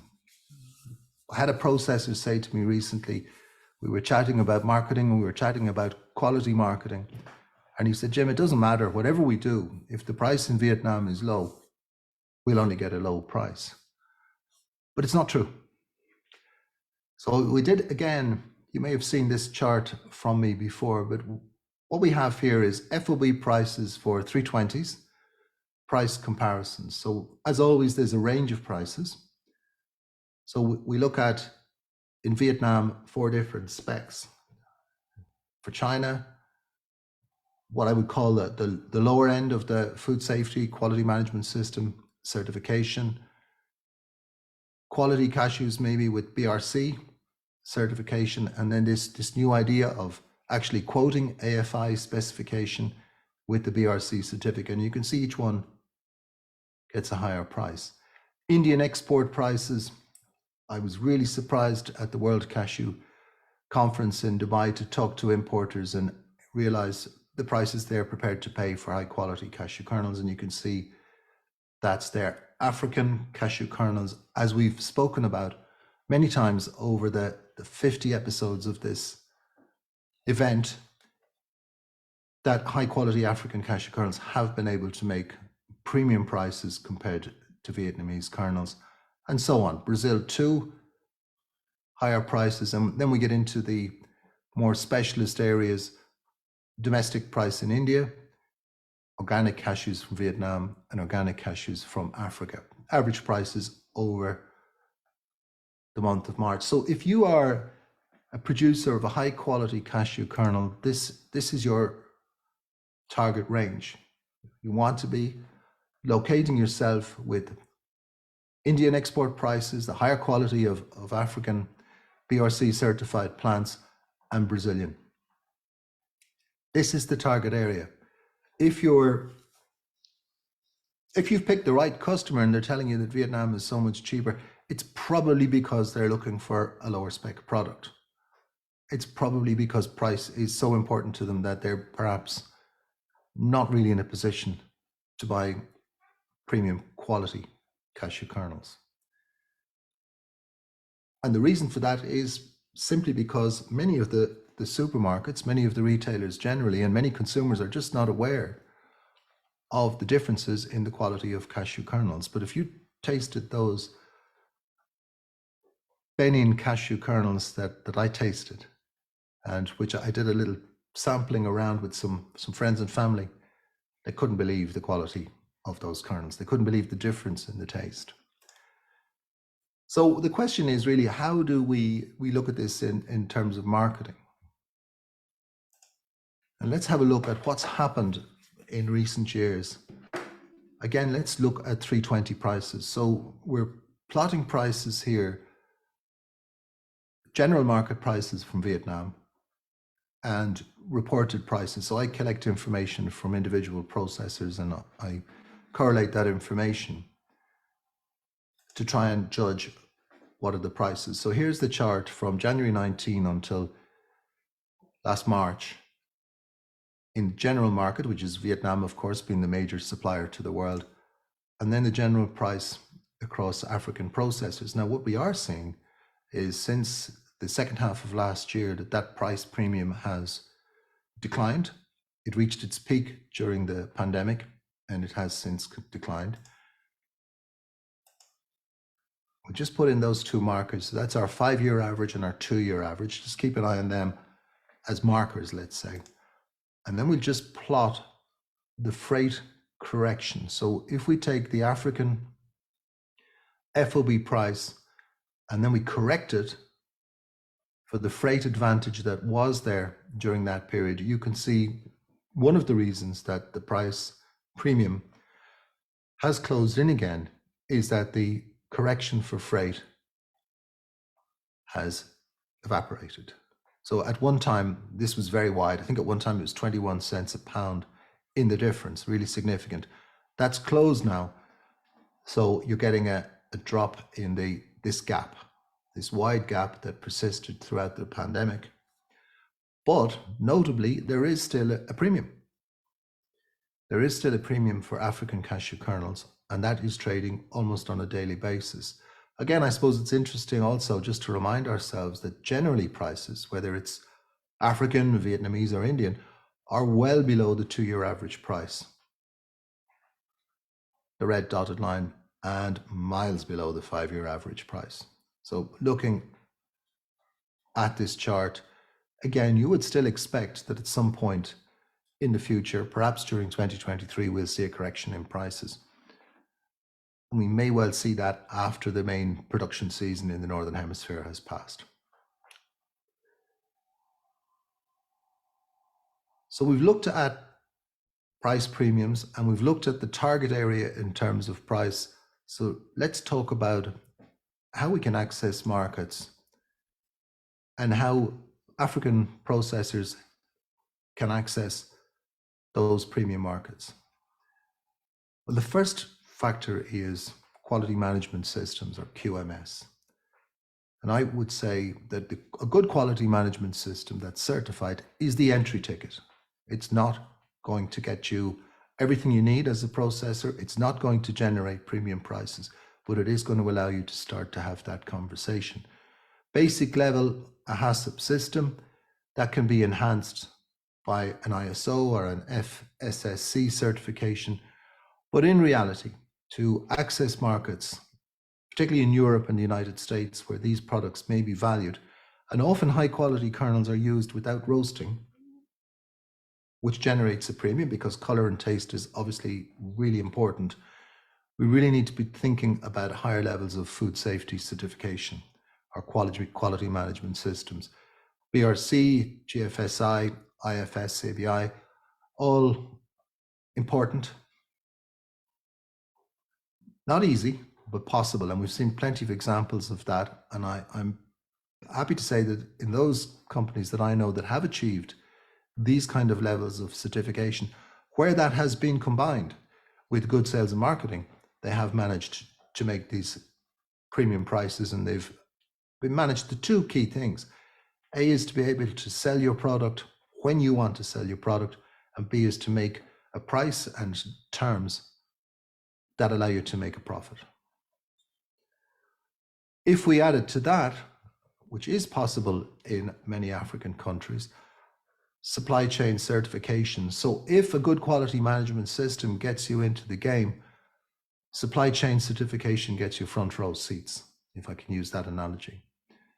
So traceability certification, SMETA, possibly organic or fair trade, but really these kinds of certification, traceability to meet legal requirements in some countries, and also as a risk management strategy, and SMETA to certify good practice in the supply chain. These are becoming key. If you can access those, it helps. If you want to go down the road of being organic, and that's difficult and it's expensive, or if you want to go down the road of fair trade, which is complex and quite limited, it can enhance your ability to reach these markets. But it's becoming clearer and clearer that these kind of certifications, supply chain certification of practice, ethical trade, traceability, is becoming more and more important in accessing these high quality markets. So what can make African cashew kernels a premium product? And we're going to go back to some basics of marketing. And we're going to talk about the 5 Ps: product, place, people, promotion, and in the case of cashews, planet. There are 7, but I use 5 and I put planet in there in the case of cashews. So if we talk about product, what can make African cashew kernels more attractive? Well, as we've seen with the Benin product, but not just Benin, with Ghanaian, Ivorian, color, taste, size, freshness, packing, all of these factors are difficult to match in chains that rely on imported raw cashew nuts. Place. Which market do you choose? And if we look at West African cashew processors, We look at proximity to markets in Europe and the United States. But also in terms of place is the channel. Are you going to use a broker? Are you going to go directly to a manufacturer? If you go direct, it's easier to develop a relationship. There's more chance of developing a premium. That's simply a fact. People, and this is an area, unfortunately, where many processors have failed in terms of the service they offer, the communications, the building of relationships, and the reliability within contracts and within those relationships. This is an area where a lot of factories have failed, and we've talked about that before on African Cashew Alliance events. We talked about not investing in sales staff, not investing in marketing. We've talked about management styles, where a proprietor or chief executive keeps the marketing to themselves. It's seen as a high status activity, but in actual fact, they're not very good at it. Promotion. Do we promote cashew kernels? No. Resounding no. Customers are not aware of the difference between African kernels and Vietnamese kernels. They're not aware of the difference of quality, the difference in terms of sustainability. Do we have good market information systems? Absolutely not. We do not inform people.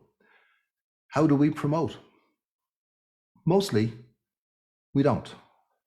There are some trade shows, some very old-fashioned events, some very old-fashioned approaches, but generally speaking, promotion is neglected. Promotion is essential to turn this product into a premium product. And finally, planet. And this is something that cannot be matched except by origin processed kernels. So if you import 60% of the kernels that you process, for that 60%, you cannot match the origin in terms of sustainability, responsibility, social impact. And I add a fourth because it's somewhat neglected in West Africa with some notable exceptions, and that is the use of the byproducts. This is more and more important. It's actually important not only from a planet and a sustainability point of view, but it's also important for the economics. We saw recently the reaction in Vietnam to lower prices for shell and cashew nut shell liquid and the impact that had on processors. So when we look at the overall picture in terms of marketing and we ask ourselves, how well do we do this?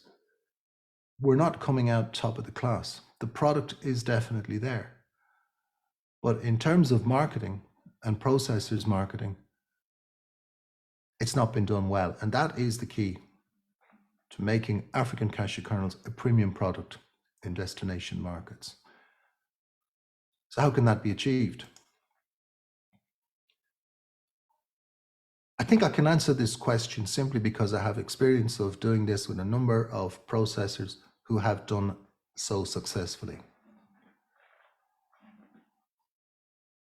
And we put a few basic factors. Number one, know your strengths. Know your strengths and improve your weaknesses.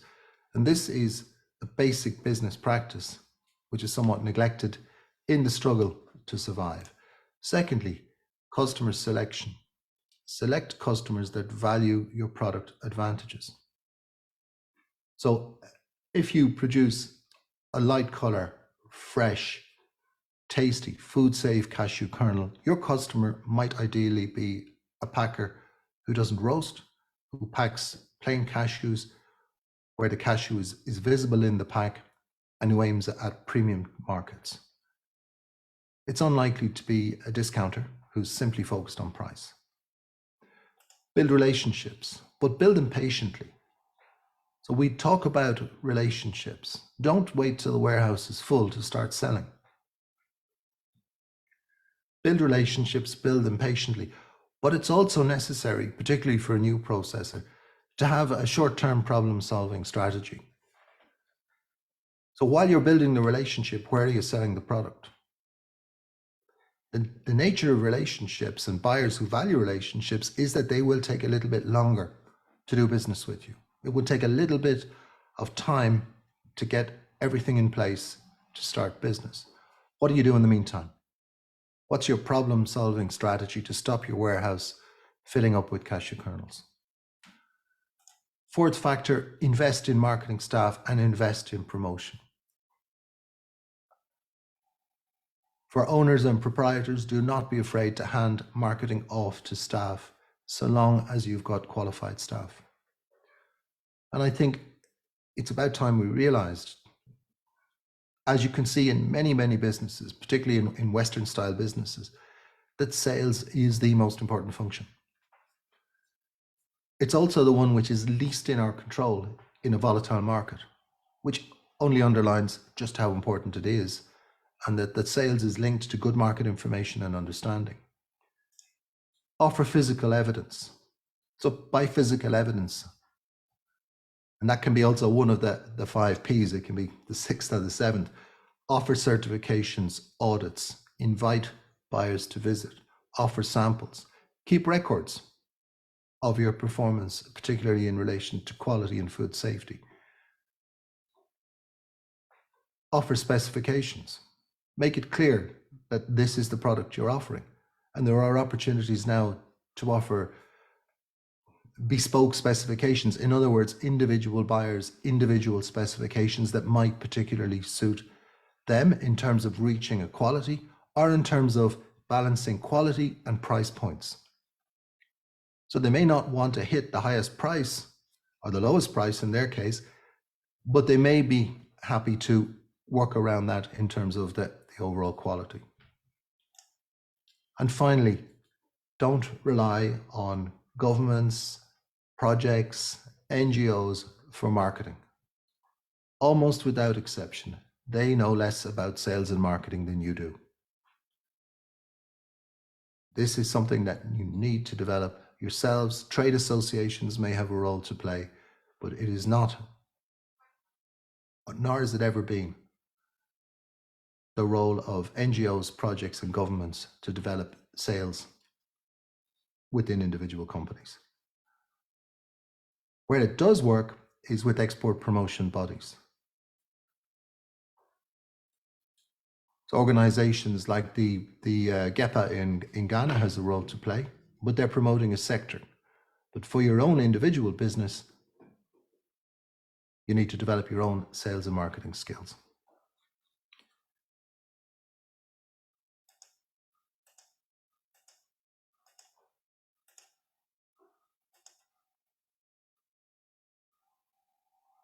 So, tying back to our subject last time round, there is an African processing revolution happening. Processors have a choice to be part of it, or, as we said the last time, they have a choice to wait and hope and see if a customer comes along. But if processors want to access markets that are suitable for their products, premium markets, then we need to develop marketing strategies, marketing skills that will allow them to do so. So thanks very much. That's it from me. Let me hand you back to Blessing and see if there are any questions. Blessing. Thank you very much, Jim, for the presentation. Yes, we do have some questions that have been dropped in the Q&A feature, which I would read out to you.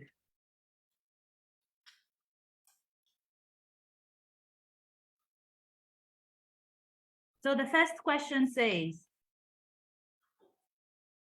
do you think the export ban is a good initiative, or would you consider it a limitation?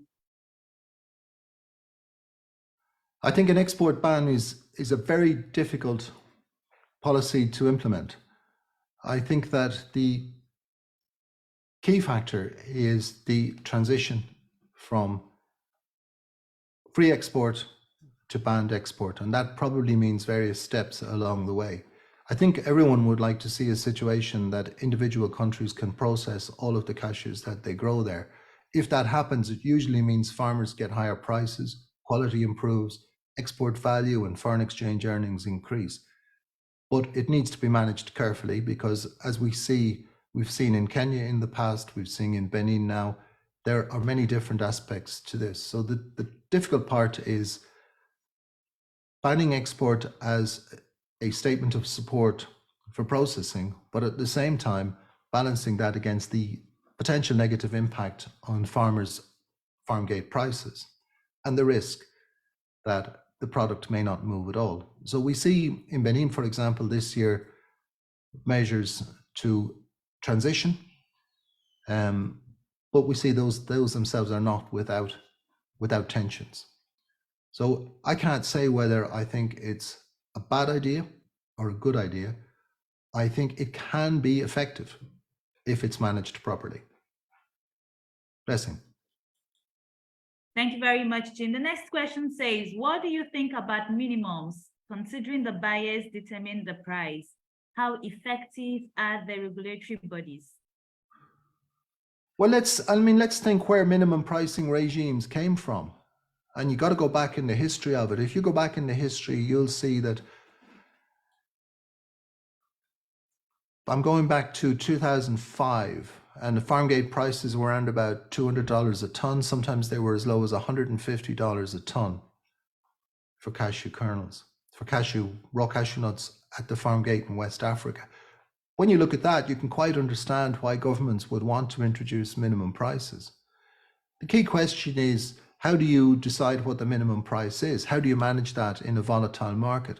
What's your formula to develop a minimum price, number one? Secondly, is that minimum price flexible throughout the season? So if the market's volatile, do you lift or drop the minimum price accordingly? How do you communicate that? How do you, in a minimum price regime, how do you manage differences in quality? So if we think of how a price is made, the questioner says that buyers determine prices. Well, it's a lot more than just buyers. Supply and demand, location, quality, payment terms, the number of intermediaries, a whole range of factors determine prices. The effectiveness of the regulatory body depends on how well they manage, firstly, the determination of the price and managing expectations both from farmers and from buyers as well. And secondly, how they manage that price in the season. In a busy, volatile season, prices can move up and down. How does the regulatory body respond to that? And that's really important. Now, it's unpopular to drop farm gate prices, even if the market says you should, but it's also important to protect incomes. So if we were in a position of heavy surplus, or if we were in a position of high levels of exploitation at the farm gate, then you would say minimum prices are absolutely essential. But right now we've seen minimum prices, our farm gate prices go up, and we've seen minimum prices respond to that. I think regulatory bodies have to be a bit more efficient in their management of farm gate prices, in how they calculate the initial farm gate prices. I think it should be less political. I think it has to be better explained. And I think if that's done, I think they're quite good ideas. Now, not all countries are suitable for minimum pricing. It has to work with a series of policy measures. If it does, it may be that minimum pricing as a regulatory legal factor works for some countries, but other countries might need something like guide pricing or reference pricing, which allows farmers to negotiate based on the advice of the government. But certainly if you set a price in February or December and expect that that price is your last word for the entire season, I think you're always going to end up in a situation where you create the kind of tensions that we're seeing right now. Blessing. Thank you very much, Tim. And the next question says, how can Africa attract investors to set up processing units here?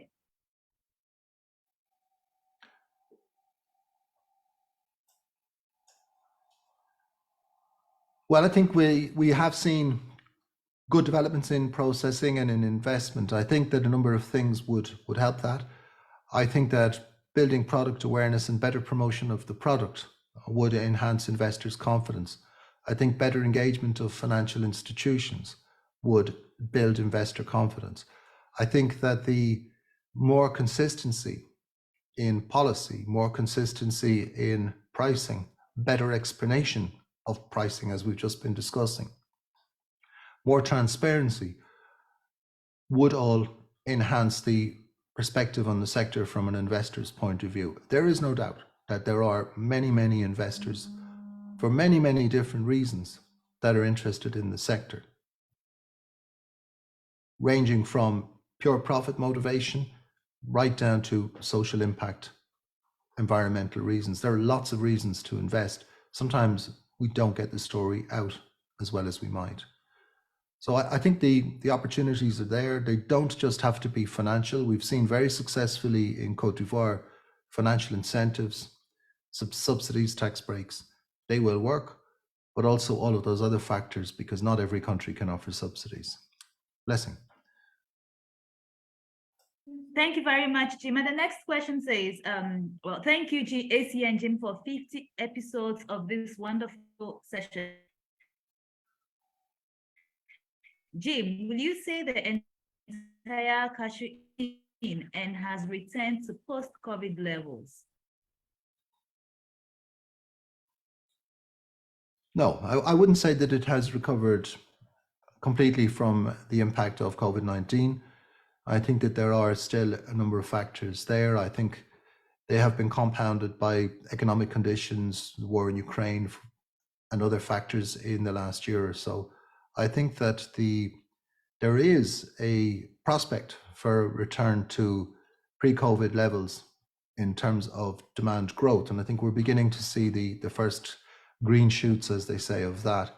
So I think the prospect for a return to what we might see as the level of growth in demand that we saw prior to the pandemic from 2023 and into 2024, but we're by no means fully recovered from that just yet. It's done a lot of damage. Back to you, Blessing.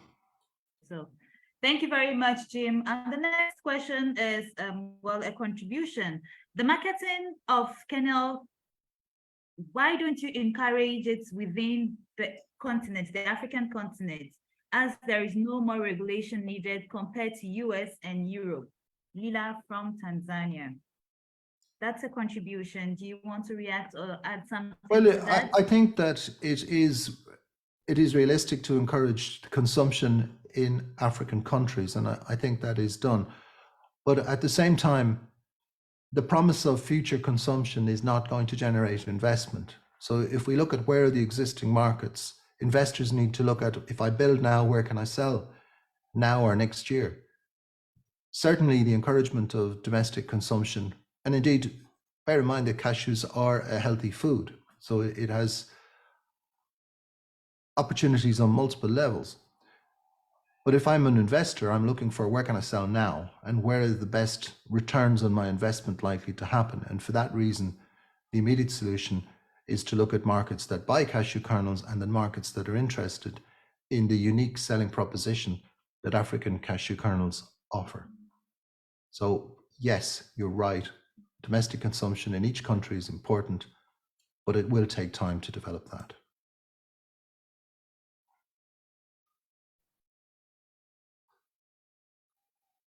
Blessing. Thank you very much, Jim. And the last question on my list here is, someone is asking that you expatiate P5, the one on planet. On planet? Sure. Let's go back. Just put that slide on the screen. So when we talk about planet, we're talking about how the African cashew sector differently impacts the environment than, say, the raw cashew nut trade.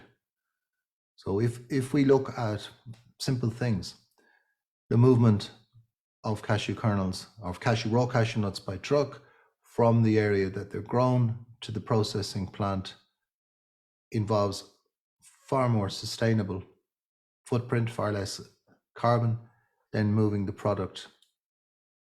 And we have calculated this. So if you take a cashew grown in Côte d'Ivoire, consumed in the United States, say in the central United States, the journey of that cashew nut is calculated as 28,000 kilometers.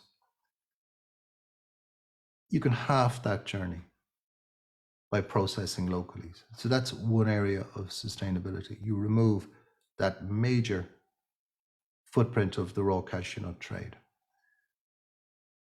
Growing cashew kernels in Africa and processing them makes them much more sustainable.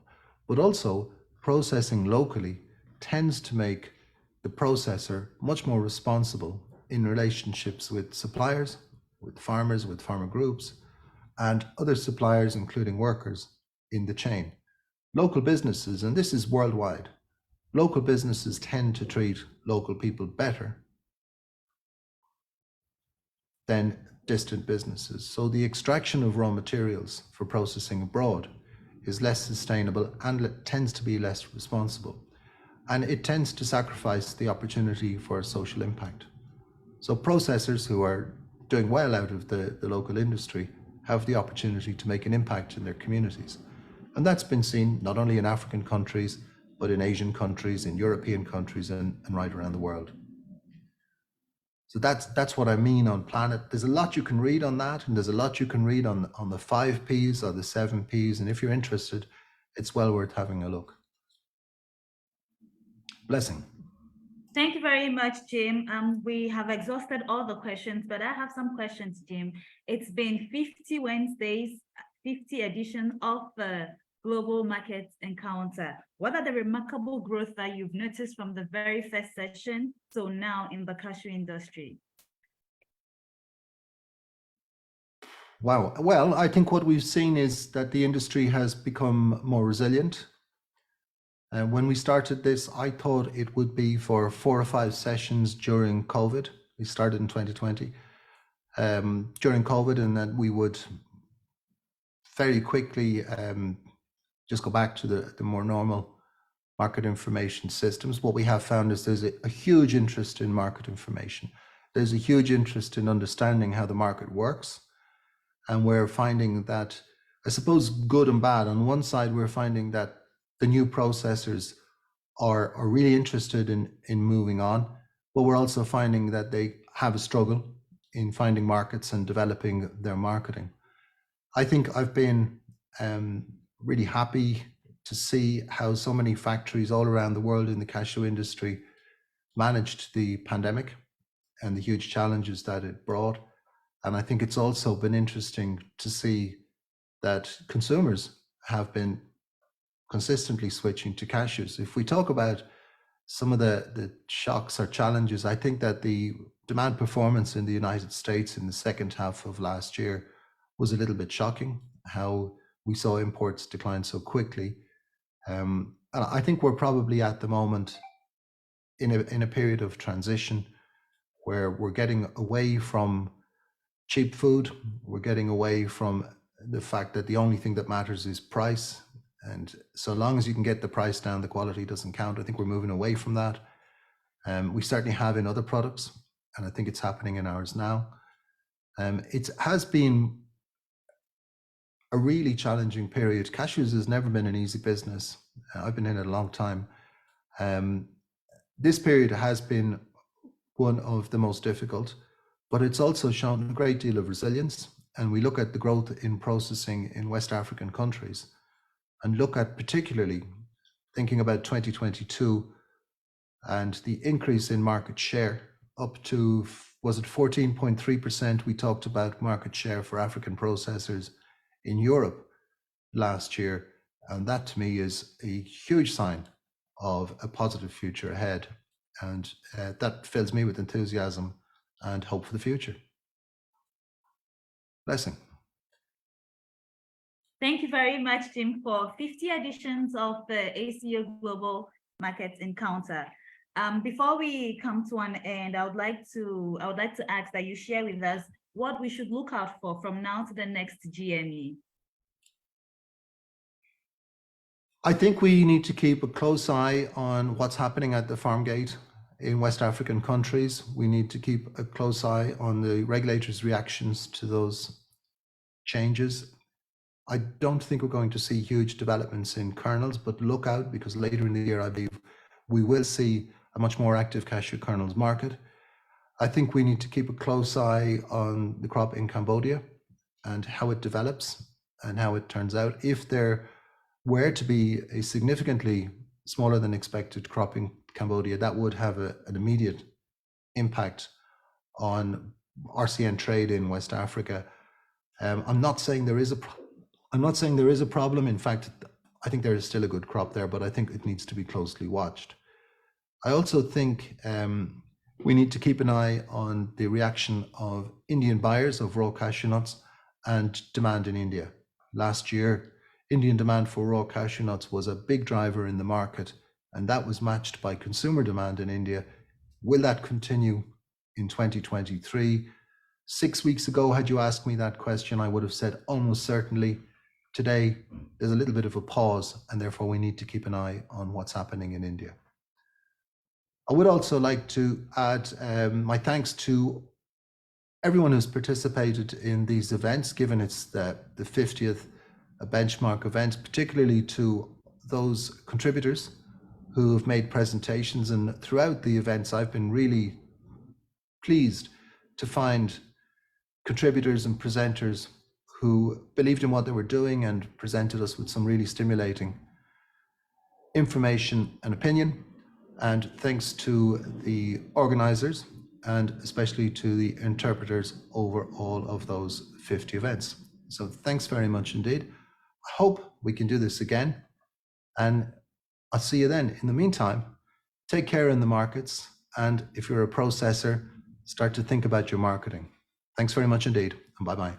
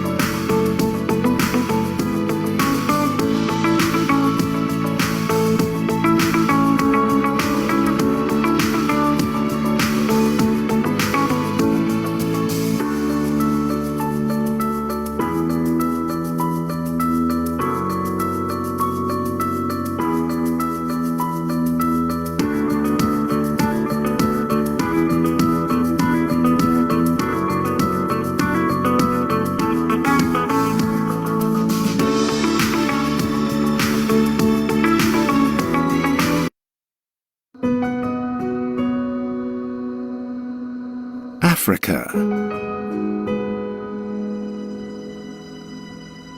A continent thriving with opportunities. 70% of the world's cocoa, 53% of the world's cashew.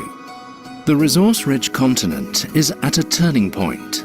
By 2030, Africa will be home to 20% of the world's population and 75% of people aged under 35. Yet, across the continent, some dynamics persist. The continent continues to export raw natural resources at low cost.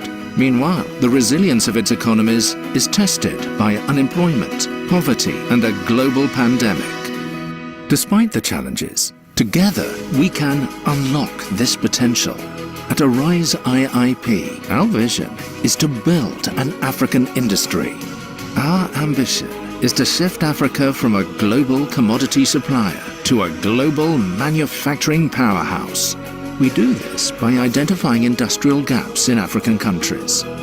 We then design tailor-made infrastructure and solutions to enable the sustainable and local transformation of raw materials. In Gabon, where 85% of the land is covered by dense and pristine rainforest, we created from scratch a vibrant local timber industry. It did not happen overnight. We brought together local timber industry players and attracted foreign investors to create a competitive timber processing ecosystem. For this ecosystem to flourish, we attracted foreign investors, establishing linkages across the whole value chain, organizing trade shows for hosted companies to showcase and market their timber products, and boosting exports. GSE's wood cluster is now composed of 90 companies operating from the first to the third transformation of timber. All of them transforming ethically and sustainably sourced Gabonese wood. In less than 10 years, Gabon shifted from a net log exporter to the first exporter of veneer in Africa and second in the world. In fact, the real impact was much wider and more meaningful. With GSES, Arise IIP has created 16,000 jobs, attracted 120 investors coming from 18 different countries, operating in 19 industry sectors. In Togo, Benin and Côte d'Ivoire, our work is underway following the same approach. Cotton, cashew, soya, cocoa. We enable the transformation of local agricultural products with modern infrastructures and integrated logistics services. By investing in local manufacturing, we ultimately seek to replace foreign imports with domestic production. In all our endeavors, we are driven by the pursuit of green, sustainable growth, one that can last for generations to come. We are the pioneer of a green, responsible industrialization, one that ensures gender diversity, sustainability, traceability, and a zero-waste policy.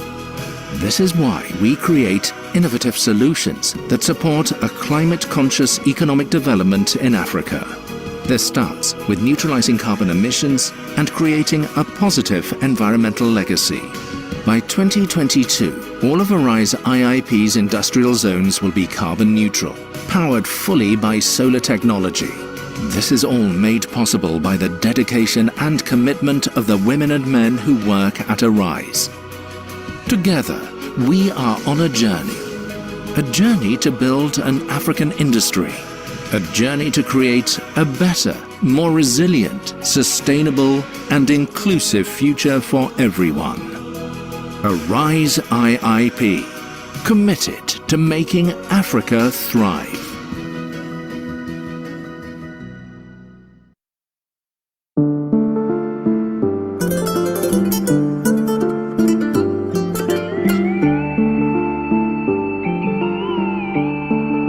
Dans ce contexte actuel de crise sanitaire mondiale liée à la pandémie de la COVID-19, il s'avère fondamental de relever la participation des femmes dans tous les maillons de la production, d'encourager et de renforcer leur leadership et leur résilience pour favoriser leur autonomisation, surtout dans le domaine économique. TechnoServe Bénin et l'Agence territoriale de développement agricole Pôle 4 s'inscrivent activement dans cette dynamique. À cet effet, le 15 et 16 octobre 2020, s'est tenue dans la salle de conférence de l'ATDA Pôle 4 à Parakou une cérémonie de célébration de la Journée internationale de la femme rurale édition 2020. Cette journée a pour objectif de définir les modalités de mise en œuvre d'une stratégie de renforcement du leadership et d'une résilience plus accrue des femmes dans les différentes activités de développement socio-économique. Dans la plupart des décisions, ces femmes-là ne bénéficient pas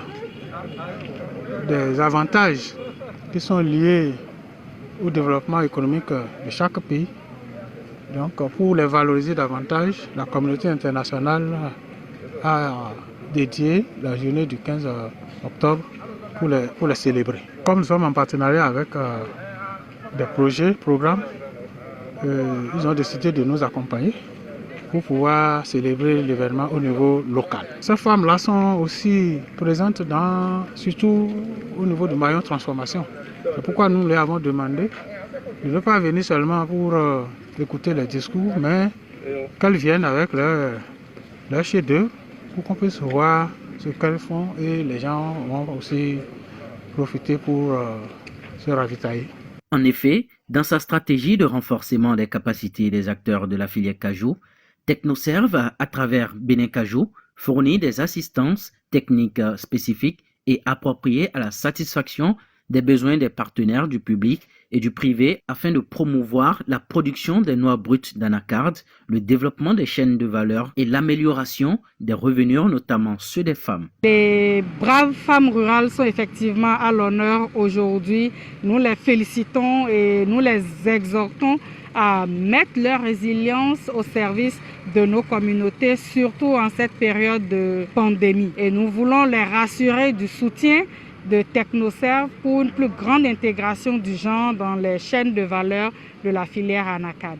Rappelons qu'au cours de cette messe agricole et rurale de haute facture, diverses autorités ont accompagné la TDA et TechnoServe à accélérer les meilleures innovations des produits dérivés du cajou et renforcer les aptitudes des femmes leaders et résilientes dans la filière cajou. Aussi faut-il le souligner, l'ambiance a été motivante et festive, marquée par 2 temps forts, portant notamment sur les réflexions et les partages d'expériences sur la résilience des femmes dans la chaîne de valeur anacarde et l'exposition vente des meilleures innovations réussies en faveur des femmes dans le développement socio-économique. C'est grâce à Bénin Cajou que ça a été organisé dans le Nord, précisément à Parakou, et ça a permis aux femmes des 2 Nord de participer.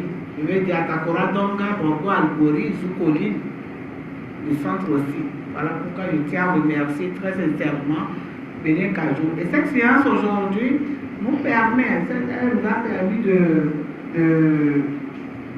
partager les expériences des autres femmes. C'est déjà un plus pour nous. Et pour nous qui sommes arrivés, je nous demande à notre retour de passer l'information à celles qui ne sont pas venues, pour qu'elles puissent aussi être informées de ce que nous sommes venus faire. C'est ce qui manque souvent. Et ça fait que les informations, nous les gardons et les autres n'ont plus d'informations aussi. Ça ne permet pas un développement du groupe. Donc je nous demande de souvent communiquer, de partager l'information avec les autres femmes aussi de nos groupes. Notons que dans la vision de travailler pour une véritable accélération et intégration de la filière cajou au Bénin, avec une part conséquente pour les femmes, l'intégration du genre constitue l'un des principaux axes d'intervention de TechnoServe via le projet Bénin Cajou.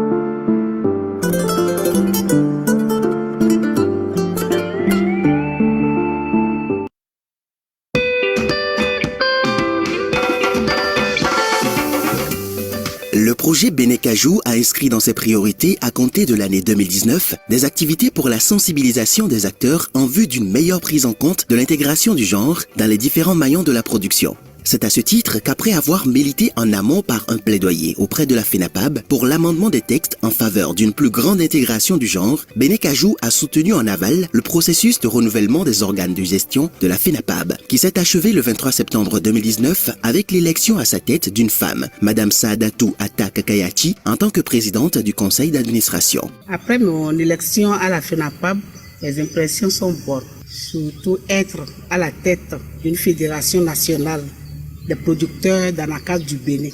Les points clés de mes actions sont relatifs à la recherche des partenaires pour améliorer la qualité de nos activités, développer le plaid